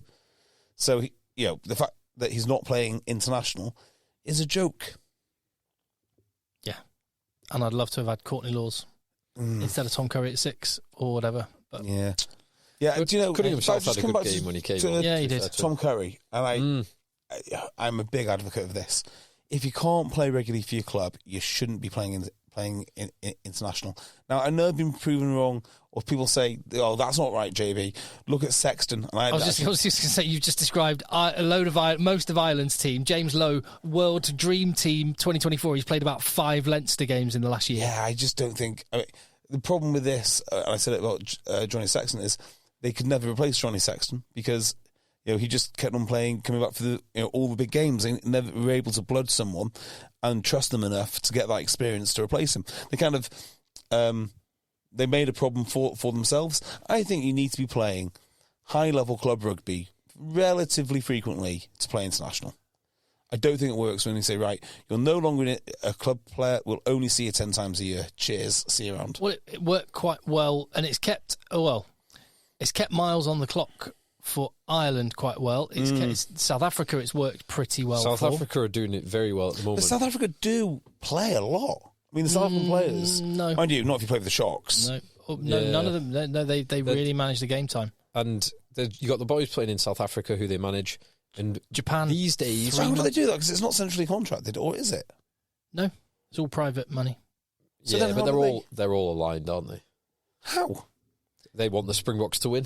But like Thomas du Toit, for instance. Imagine. So he'll be one of the few. Imagine, bearing in mind, in South Africa, the amount of corruption, wasted money, bureaucracy, inefficiency, but the rugby union and the private franchises who all have their own agenda all managed to get together and plot a unified course. Well, I mean, incredible, I guess in terms of the franchises, I wonder if they do actually get it. Like, look, the Sharks are a cool organisation, but we probably need the Springboks to be good if we want to fill our stadium. So this I mean, do you not think Premiership clubs should think the same way? This relates to great question, Tim. An email we had from Paul Mohan Brown, who said on our discussion last week when you were referencing Chasing the Sun, and why there is so much pride in the Springbok jersey, and he said, let's go. The Springboks are basically the only widely recognised South African institution that lead the world in what they do. They are truly the pride of the nation. In a country that is failing to function effectively in multiple respects, the Springboks stand alone as a story of success. There is no greater honour than being a Springbok, especially now that anybody can be a Springbok, and that the team represents the whole nation the way it does. So when everything's falling apart, everyone wants pride, or everyone has pride. Rassi Erasmus even says in Chasing the Sun too, so this is during the Rugby World Cup last year, he said to the team in a team meeting, we're the only thing in South Africa that works. Yeah. Yeah. Wow. But it is. I mean, so the interesting thing with South Africa... Hang on. I mean, in a way, we should be optimistic, shouldn't we? Because the way our country is going... Yeah. Soon. I mean, we are rapidly getting to the point where maybe Steve Borthwick looks like a paragon of efficiency and effectiveness compared to everything else around here. So, actually, fingers crossed. Just another few more years. Just a few more grinding years. Yeah. Wonderful. When people are literally stealing the tracks that trains would run on to be sold for scrap metal, well, they did. Which we're not far off that. Well, hang on. They did. It was called HS2. They're well ahead of you there. Yeah, that's interesting. But to your question, shouldn't England do that? I was just really, really pondering this now, because I guess it depends. Is your priority England? Yours is England, right? I don't even have an international team. I love the Premiership. No, but but the point is, if you are motivated by your Premiership team, isn't the quickest way for your Premiership team to prosper is if the England team England links, isn't it? Not the England links. Well, it's just like, as much as that, right? So in the simplistic way that people like to think about it, they like to think, the Premiership would grow if only we had better people marketing the product, if only we had this or that or the other. The reality is, the shortest route for the Premiership to be popular is if the England team were winning the World Cup year after year, winning Grand Slams, dominating, all of the players would become these household names, and then more people would be interested in the Premiership. Which is what the story of South African rugby is. Yeah, quick shout out to Nick Mullins this week. Do you know why? Because every time he talks about a French player, he talks about their club. So if you've never seen French rugby before, you would know basically where everybody plays. Well, do you know what I also love? He will. Nick Mullins, listener of the podcast, so hello, Nick. Friend of the pod. Friend of the pod, and an amazing guy. He listens as he's driving around doing his prep, and now he'll be back on Premiership duty. Unless he's in Dublin, he might be doing that as well. Anyway, he gets in the context with England. So when Mateo Carreras came on and was running around for Argentina, it was, it's like another night at Kingston Park. People are scratching their heads like, where? And Emilian Gaeton scored a try which got disallowed, and as he scored, he went, born in Croydon. I did not know that. No, I didn't know it before Nick Mullins. Croydon, eh? Yeah, I love that. You've got to mention lovely little French village. Can you remember what a miniature scandal it was? I say miniature because it really only affected 4 people in the world who were outraged, and I was one of them. When Sir Clive Woodward said he doesn't watch Worcester. I don't know who Ollie Lawrence is. Was that in the same ITV broadcast when Clive Woodward got his what did he do? Was it like he actually used an actual drawn flip chart or something like that? Did he? Or am I thinking of John Inverdale on BBC when he held up a graph that had been printed out on a bit of paper rather than use a graphic? I can't remember. Yeah, I don't watch Worcester. I was like, what do you mean you don't watch Worcester? Find me someone right now. Get someone on the phone right now who watches Worcester. This is ridiculous. Oh, he's talking about Ollie Lawrence. Yeah, because he couldn't say... I'm sure he says something like, I don't really know much about Ollie Lawrence because I never watch Worcester. Go watch Worcester. It's your job. Well, he'll be happy now for the last few years because he can't. Oh, do you know, maybe that's a new little thing we can do, an index. I mean, I'm not going to do it, but if there's a listener that wants to do it... the domestic rugby mentions index for commentators. It's a score we give commentators to see how good they are, and it's about how many domestic mentions can they give in an international game. You know, he's from the northeast. Oh, there's some West Midlands magic there. Double points or even triple points if they reference the occupation of a parent or grandparent. Absolutely right. We need more of that in rugby. Yeah. So let's try and get back to that question that you asked me.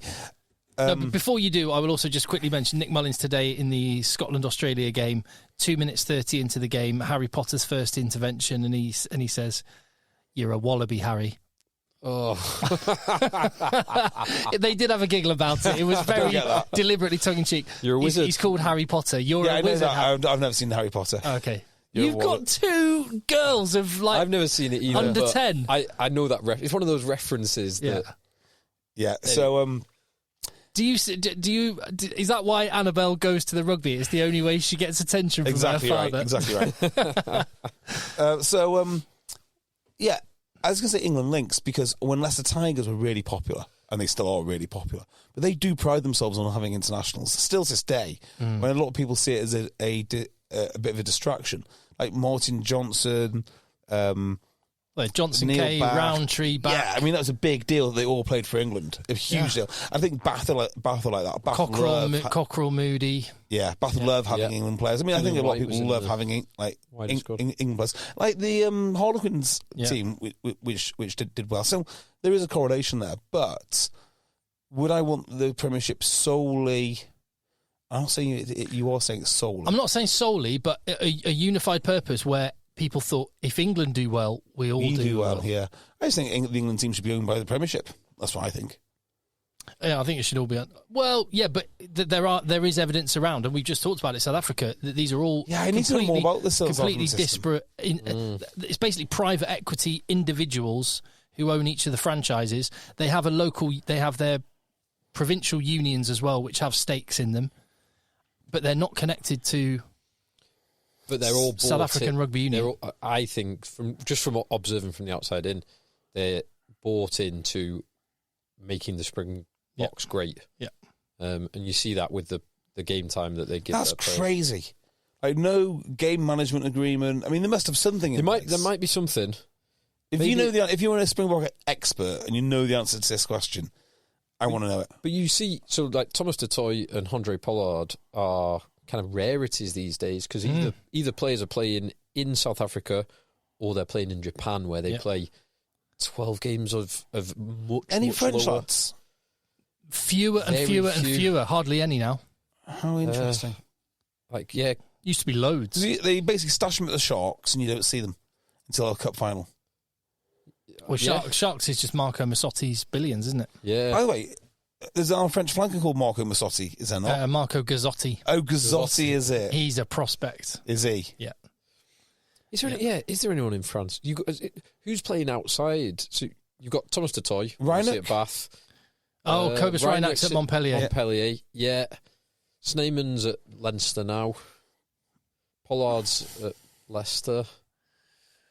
They're all back in South Africa or in Japan, like you say, just thinking through. That's amazing, isn't it? So I guess if you have super wealthy owners who've got a little bit of control and don't mind not winning the Premiership every year, that's the other thing. They do. These people who own Premiership rugby clubs, they want to win the Premiership. Yeah. They really, really care and they want to win the Premiership. And they really do not like other teams. They don't care what the other teams are doing. They want to win. Maybe the URC has been good for South Africa in that way because they don't care. They don't care, do they? Whereas Super Rugby, they would always want to get one over on the Crusaders or the Brumbies or the Warriors. And let's not forget the disgrace of the Bulls. I know you'll disagree on this, Tim, but the disgrace of the Bulls in the European Cup. I mean, so this does come. They really didn't want to win that. Yeah, they were really not bothered at all about winning. I don't blame the South African teams for that, as much as I blame the Champions Cup for allowing them in without 30 years of history in that competition. Well, if you want to, there should be two questions, right? Do we want you in? Yes, but do you want to be here? And if you say no, not really, we're not going to show up for the semi-final, then that should be it. That should be it. Why allow them to register 30 or 40 or 50 players? Just to make this a little bit more Premiership oriented and link it to England for a second, there's one thing I was thinking today as I was watching England play really, really good attacking rugby in the last 20 minutes, and Finn Russell, Tom Roebuck, rampaging out wide, looked really, really good. And England in this game were physically great, and actually the line-out was good. They were getting to the back, the maul was going, all the rest of it. But generally speaking, they seemed much more kind of loose and confident and comfortable when they were playing more attacking, which you cannot do against really, really good teams to the degree they do it. And my thought there was, and it's interesting you mentioned Leicester and with Martin Johnson and all those names, because the DNA of England, and when you think, what's an English rugby team's identity? Horrible, nasty forwards. Yep. They'll absolutely won't take a backward step, and they'll bash you, and then they'll take chances and points when they're available. That's an English rugby identity, which when you think of the great Premiership teams, Wasps in the mid-2000s, Leicester in the late 90s, early 2000s, that was the identity of those teams. They had some... Saracens. And Exeter. Exeter were... They were a team, they won because they were phenomenally hard. They just kept on bashing on the door.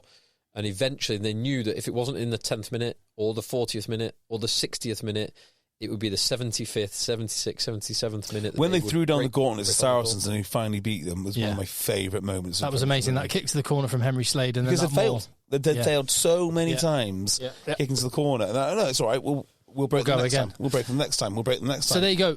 Those teams that we've just mentioned and those eras of those teams were so aligned with that English identity that I reckon if you asked other rugby fans from around the world or ex-players or whatever the case may be, that's what they would describe a great England team is like. Now, the Premiership does not look like that classic English identity, and I think a big part of that is two things. One, this chase for mythical fans, and we need to give them this TikTok version of rugby highlights, all the rest of it, and that's the narrative that people in positions that I think should know better have been saying for a while. Secondly, no relegation. Yeah, so I don't see the Premiership like that. I don't think it's been manipulated to create attacking rugby. I think the Premiership is, this is going to be controversial now, but I'm going to say it anyway, probably the best overall coached league in the world. And what I mean by that is you can't play, it's not got the best players, because of the salary cap, but where you can still spend money is on coaching, and I think that the Premiership will represent. They're not coaching him to maul and scrum, yes, as much as they are to do. And again, because of the salary cap and whatnot, they are necessarily leaving things out of their game. So you're getting these incomplete teams that do one thing or another, and they're optimising in order to win the Premiership. So if this year's strategy to win the Premiership is to throw it around like Northampton, because Northampton won the Premiership. I don't want to offend Manny Eogan and Alex Waller last year, and they had a really good pack. But there again, if it was to win like Exeter Chiefs did, I mean, when Exeter Chiefs won the damn thing, they changed the laws. Yeah. And Exeter Chiefs are building a different way to everyone else. They are building the biggest guys that they can find, and they're trying to make them into good rugby players later. I think Northampton are first and foremost about getting good rugby players who can play a bit, and then hopefully they can scrum here or there. So you've got these, and they're the polar opposite ends of the table, and I think everyone else falls somewhere on that continuum. But Premiership Rugby will just be the best coach version of how to win the Premiership, and if it's the Northampton way, that's what all the coaches will do. If it's the Exeter way, it'll be a big revision back. But I guess I think that's fair. The central point of what I was saying, and I guess the argument I'm putting forward is the Premiership is part of the reason why the England team is a core part of the reason why the England team is not performing well, because the teams and the league overall has over time, over maybe I don't know, 15 years, has, or certainly the last 5 or 10, has moved away from a core English identity. And to that point, South Africa, we've mentioned them a few times now, and culturally, no one loves a scrum more than them. Yeah. Well, the other thing which might have thrown us off a bit is that a lot of the pitches they play on are plastic. So you don't need that heavyweight scrum. You don't need the set piece that you once did. Chris... Interesting. What's his name? Chris... Northampton guy, Chris... Boyd. Chris Boyd actually said that you need to make sure in any Northern Hemisphere club you can still scrimmage and line out. So you can do all the skills. That was a lesson that he learned in his first year, wasn't it? Because he came in and went, He also told a story about an Irish coach that came to him in the Hurricanes, and at the end of his stint there, Chris Boyd asked him, like, well, what did you think of what we do? And he said, like, you're amazing at the things you do, and you're dreadful at the things that you don't do. He goes, yeah, well, that's just how we're optimised. Like, that's just how we're built. We only want to practice things we only want to do things that make the boats go faster. Interesting. Well, so my brother was at London Irish when Tom Coventry came in, and halfway through the season, after the players said, we don't play Super Rugby, this is England. And look, it's December now. The grounds get heavy. We maul and we scrum. And that was within the last 10 years. Yeah, yeah. But I think that's changed drastically in the last 5. And it might be more fun to watch, but I think it doesn't help the England national team. It also doesn't really explain why South Africa are really good at scrummaging, because they play on dry pitches. They love scrummaging, though. They love scrummaging. They love it. And they've got some big boys. That's probably why they love scrummaging. It's probably why they love chicken and egg, yeah. Maybe. Enormous. And the French are getting pretty good too. Well bred. Although, I have to say, Jean-Henri Colombe. George-Henri Colombe is not a good scrummager. He was incredible last week against, in that game against New Zealand. Because France managed to avoid having scrums. Yeah. And he was incredible around the park. He can carry a ball. Yeah. No problems with that. There is a caveat, because I don't know whether you thought, Antoine Dupont had probably his worst game I've seen him have for France. Yeah, he didn't play particularly well. Colombe was not good. There was a bunch of French players who was like, what's up with them? But Colombe, last week, I think it was, lost 5 kilos because he was basically shitting rusty water. Oh, God. There was a virus going around the team, and loads of them have been really ill. And I wonder if Dupont might have been ill as well. Maybe. Yeah. But yeah, Colombe is... Well, he's linked to... He's leaving La Rochelle. Going to Toulouse. Allegedly. So maybe they'll make him scrummage. They're going to have to. Or is he like the... He obviously does all right in the top 14, where it's not easy to scrum. No, it's not, but he doesn't start for La Rochelle. No, he's behind Antonio. And of course he is, yeah. And Sclavi, the Argentine boy. Yeah, all 3 of them. Yeah. So he's off. Tatafu's the one at Bayonne. I wonder if he is what if it's a case of he's like the extra props, massive, just not really got it together yet. He's 26, isn't 26. He? Yeah. Tatafu's the one, he's 21, 22. Tatafu's 21, Colombe is 26. Yeah. Didn't realise he was so old. What's he been doing? Wasting his career? Behind Uini Antonio. Christ. Yeah, what do La Rochelle do with all these boys? That's amazing, isn't it? Because they've got the backup loosehead as well, who came. Wardy. Came on. Did you see any of the top... is a great player. See any of the top 14 this week? Did you see Bordeaux? Half-time? I've watched the highlights. So, JB, it wasn't half-time because they did get one back. Oh, it wasn't quite half-time. After 30 minutes, they were 29 points down. Van, newly promoted Van, Mako Vunipola got himself on the score sheet. 29-0 to Van after 30-something minutes. Yeah. And Bordeaux won 37-29. Correct. Wow. 37 unanswered points, including 2 concurrent yellow cards for Van, which led to it being back to 29-26. Is a hell of a comeback, hell of a win. Oh, my word. They were awful for the first 30 minutes, first 33 minutes. And, of course, the one I want to see is... Oh, the Paris Derby today. Yes! It is Paris Derby today. Yeah. Thank you, Paul Gastard. Well done. No, Owen Farrell not playing. I'm not surprised. Another 150-kilo South African lock who's about to be naturalised as French, Johan van der Mescht, got a red card for Stade Francais, but even that couldn't save Racing, who were playing. Hey, I'm Ryan Reynolds. At Mint Mobile, we like to do the opposite of what Big Wireless does. They charge you a lot, we charge you a little. So naturally, when they announced they'd be raising their prices due to inflation, we decided to deflate our prices due to not hating you. That's right. We're cutting the price of Mint Unlimited from $30 a month to just $15 a month. Give it a try at mintmobile.com/switch. $45 upfront payment equivalent to $15 per month. New customers on first 3-month plan only. Taxes and fees extra. Speed slower above 40 gigabytes. See details. My dad works in B2B marketing. He came by my school for career day and said he was a big ROAS man. Then he told everyone how much he loved calculating his return on ad spend.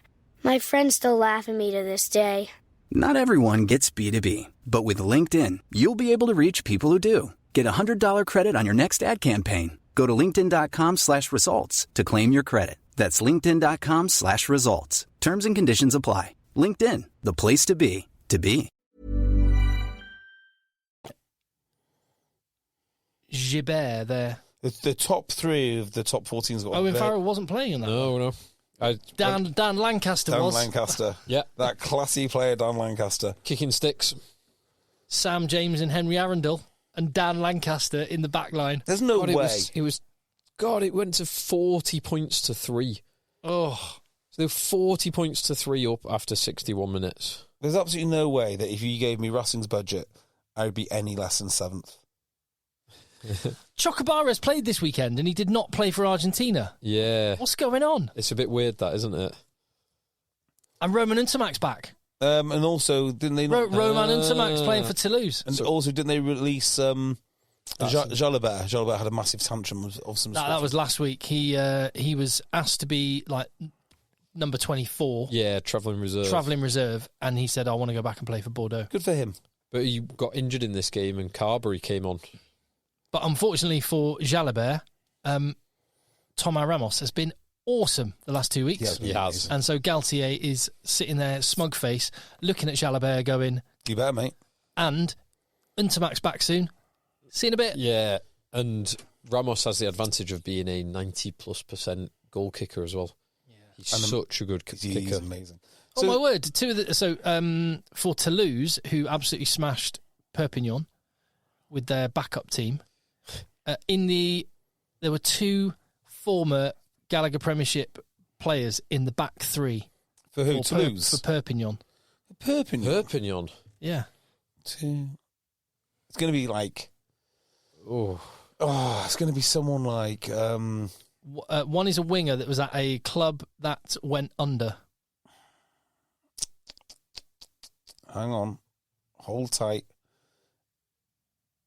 Yeah, it's going to... Not Ben Loader, he's at Stormers. Is he Stormers? Ben Loader, yeah, that's exactly... No, it's going to be someone like Zach Kibarigi. No, who went I tell you who it Perth. is. It'll be... Zach Kibarigi is actually a good... He's at Biarritz. Is he Biarritz? He's doing really well. He's a good player. Think about the wingers for Worcester that were meant to be good. Duan van der Merwe? No, it's actually it was a winger that was at Wasps, but I think he might have had time at Saracens before that. Goodness me. Wasps. Oh, don't say a word. He went to Sedbergh School and plays fullback. Ali Crossdale. That's the one. Ali Crossdale, correct. And I think I'm wrong on the other player because I don't think Jonathan Joseph is playing there because there's someone that's J. Joseph, fullback. I don't think that's Jonathan Joseph. No, Jonathan Joseph is still at Harlequins. No, he's not. No, that's Will Joseph. Yes. He is. So Jonathan Joseph is playing in France. But he's not playing at Perpignan. I think he's at Biarritz with Kibarigi. He's playing at Tier 2. Yeah, he's playing with Kibarigi. So anyway, it's Ali Crossdale on the wing for Perpignan. So another J. Joseph, because there's Jordan Joseph who plays number 8 for Racing 92. Yeah. There's Jamie Joseph, who was former New Zealand coach and coach for Japan. And there's Jonathan Joseph, who was the cornerback for the Houston Texans. There was an Englishman that was on the bench, front row replacement for Perpignan, a tight head prop, former England player. Kieran Brooks? Correct. Well done. Because there was a few Englishmen playing for Toulon. Yeah. Sinks, Ludlam, Ribbons, and probably another. Yeah. By the way, the top 14, top 4 looks very ominous, doesn't it? Toulouse, Bordeaux, La Rochelle, Toulon at number 4, Racing at 8. Ridiculous. My beloved Bayonne in 7th. There we go. Jefferson Lee Joseph. There you go. Who? Jefferson Lee Joseph, 22-year-old winger, but he's playing 15 this week for Perpignan. Measures, according to this, measures 6'4" and weighs 90 kilograms, which is not very heavy for 6'4". No, it isn't. It isn't at all. All right, excellent. Well, let's pack up and go home. All right, good. Patreon.com/EggChasers if you want to support the podcast, help keep the lights on, and get more content there. And I mean, we should have moved the price of Patreon membership up with inflation, but we've left it at like 2019 levels. Stagnating. Which means that we've basically halved the price of it. You could, yeah, you're not wrong. Yeah, the such a great bargain. It's getting cheaper every year. Yeah, it is. It is. So support us there. And with our inflation special at patreon.com/EggChasers. And also, it's Black Friday. Any Friday now. So you probably want to get one for you and also one for a loved one. You know, what a great Christmas gift. Definitely. Absolutely. We should have got merch done years ago. I like these shorts, the EggChasers shorts. If we can get some EggChasers shorts. EggChasers tiny shorts. You know, I might get back in touch with them. I might see if they'll do us some EggChasers shorts. EggChasers colours, but camo. Yeah. I love that. There you go. I would definitely take at least 2 pairs. What are they called? Gibraltar Trading. Gibraltar. Is that just a tiny, tiny firm which is on Instagram who just happens to sell really short shorts? Now you're talking. Right, yeah, now we are talking. All right, cool. That's a conversation to have. Watch this space. So next weekend, should we do very quick Premiership? Yeah, go for it. So we've got Ireland against Australia. I'm going over to Dublin for that one. Oh, yeah, nice. Look forward to it. I'm going to go to, on the Friday, I'm going to go over and see that Adam Ashley Cooper, Matt Gitto. They're doing a little live show. That's cool. Awesome. Yeah. Go see that on Friday Did night. they have a podcast of some sort? Yeah. Very nice. Grassroots. YouTube's where it's at, apparently. Is it? So yeah, Coco it's called. Anyway, I'm going to see that, but I will be keeping an eye on the Premiership Rugby, which is what, Phil? Friday, Harlequins host Bristol. Interesting game. Harlequins for me. Yeah. Give me Bristol. I think I'm going to go Bristol. Harlequins Harlequins are at home, but no. Harlequins lose more players to internationals. But they'll have Donbrandt because he hasn't been playing. Yeah. They'll have Marler. Yeah. They'll only be missing Finn Smith. Marler's on the verge. Marcus Smith. I heard Marler's on the verge of retiring from all forms of rugby. Wouldn't surprise me. Or just walking away completely. Does a lot of media stuff. He's not going to be out of a job. He'll be all right. Yeah. Yeah, give me Bristol. I'm going to go Bristol as well. Then Falcons host Saracens. Saints host Gloucester, which is Northampton for me. No Finn Smith, no Furbank, no Finn Smith is only Freeman. played. Yeah, Finn Smith will play, but Freeman. Do they have Anscombe? Do they have Thomas? Yeah, it should do. Yeah, fine, they'll win. Unless they're injured. No, they'll score points, but will they win? Saints will win. Saints at home. Bath Exeter is going to be a home win. It's going to be a home win. It might be quite a big, painful home win. Although all 3 of Bath's tight head props were in action this weekend. Correct. Good point. So I don't think you're right on this big, painful win for Bath. I think what Exeter needed was time together with Rob Baxter showing them what they've done wrong. I think they'll come back the second half of the season pretty strong. I hope you're right. I've got my fingers crossed. I'm such a Baxter believer. I actually think these 3 weeks off, they're going to come back firing. Will they win, though? Because I think this will be a 20-point win for Bath. Who plays 10 for Bath when it's not Finn Russell? Bailey. Orlando Bailey, yeah. Yeah. Orlando Bailey or a push. Does Redpath move in there? They've used a Jomo in the past. But not. I don't think they've used a Jomo under Van Gran, though. I'm sure they've got someone else there. I think they have as well. by the way, just on Bristol are signing Tom Jordan for next season, which is a wicked signing. Yes. That's very cool. It's not going to help the England national team, but it's good for Bristol. Yes. So who's Tom Jordan? Fly half for Glasgow Warriors. Yeah. Oh, wow. He plays a bit of fullback as well. He's a Kiwi, isn't he? He was. Yeah, sorry, as in. Yeah. I know he plays for Scotland. Grew up a Kiwi or Aussie. I can't remember which. I think Kiwi, you're right. But he's been good for Glasgow. They're going to struggle to replace him, in fact. Sale Tigers and apparently Villy LaRue was seen in Bath this weekend. Yes. Which would be a very cool way to finish his career. It would be cool. A couple of years in the Roman city. I just feel that Willie LaRue's going to go on forever. There's no... I don't watch the guy and go, he's slowing down. He's 2 caps away from 100 tests for South Africa, and it's whether would he want to... Well, maybe that wouldn't necessarily stand in his way, because unlike England, he can still play for South Africa. He gets to live with Thomas du Toit. Yeah, exactly. Yeah. Now, Thomas du Toit must be leaving Bath, right? He can't stay there that long. Depends how long his deal was. But he can't be redoing his deal. No, I wouldn't have thought so. No way on earth. He must be their marquee player. Oh, no, Finn Russell. Finn Russell is the marquee. Yeah. Yeah. Bath must have got him on a very good screw. How on earth have they done this? Yeah, that is a hell of... If Bath win...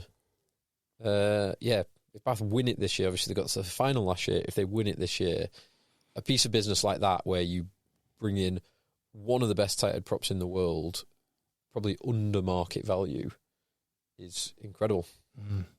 Yeah, that's a remarkable piece of business. Yeah. I'd try and redo his deal. As the salary cap goes up, spend it on him. Yeah, spend it all on him, yeah. Yeah. But there again, what's going to do, go and play for the Sharks and never play again?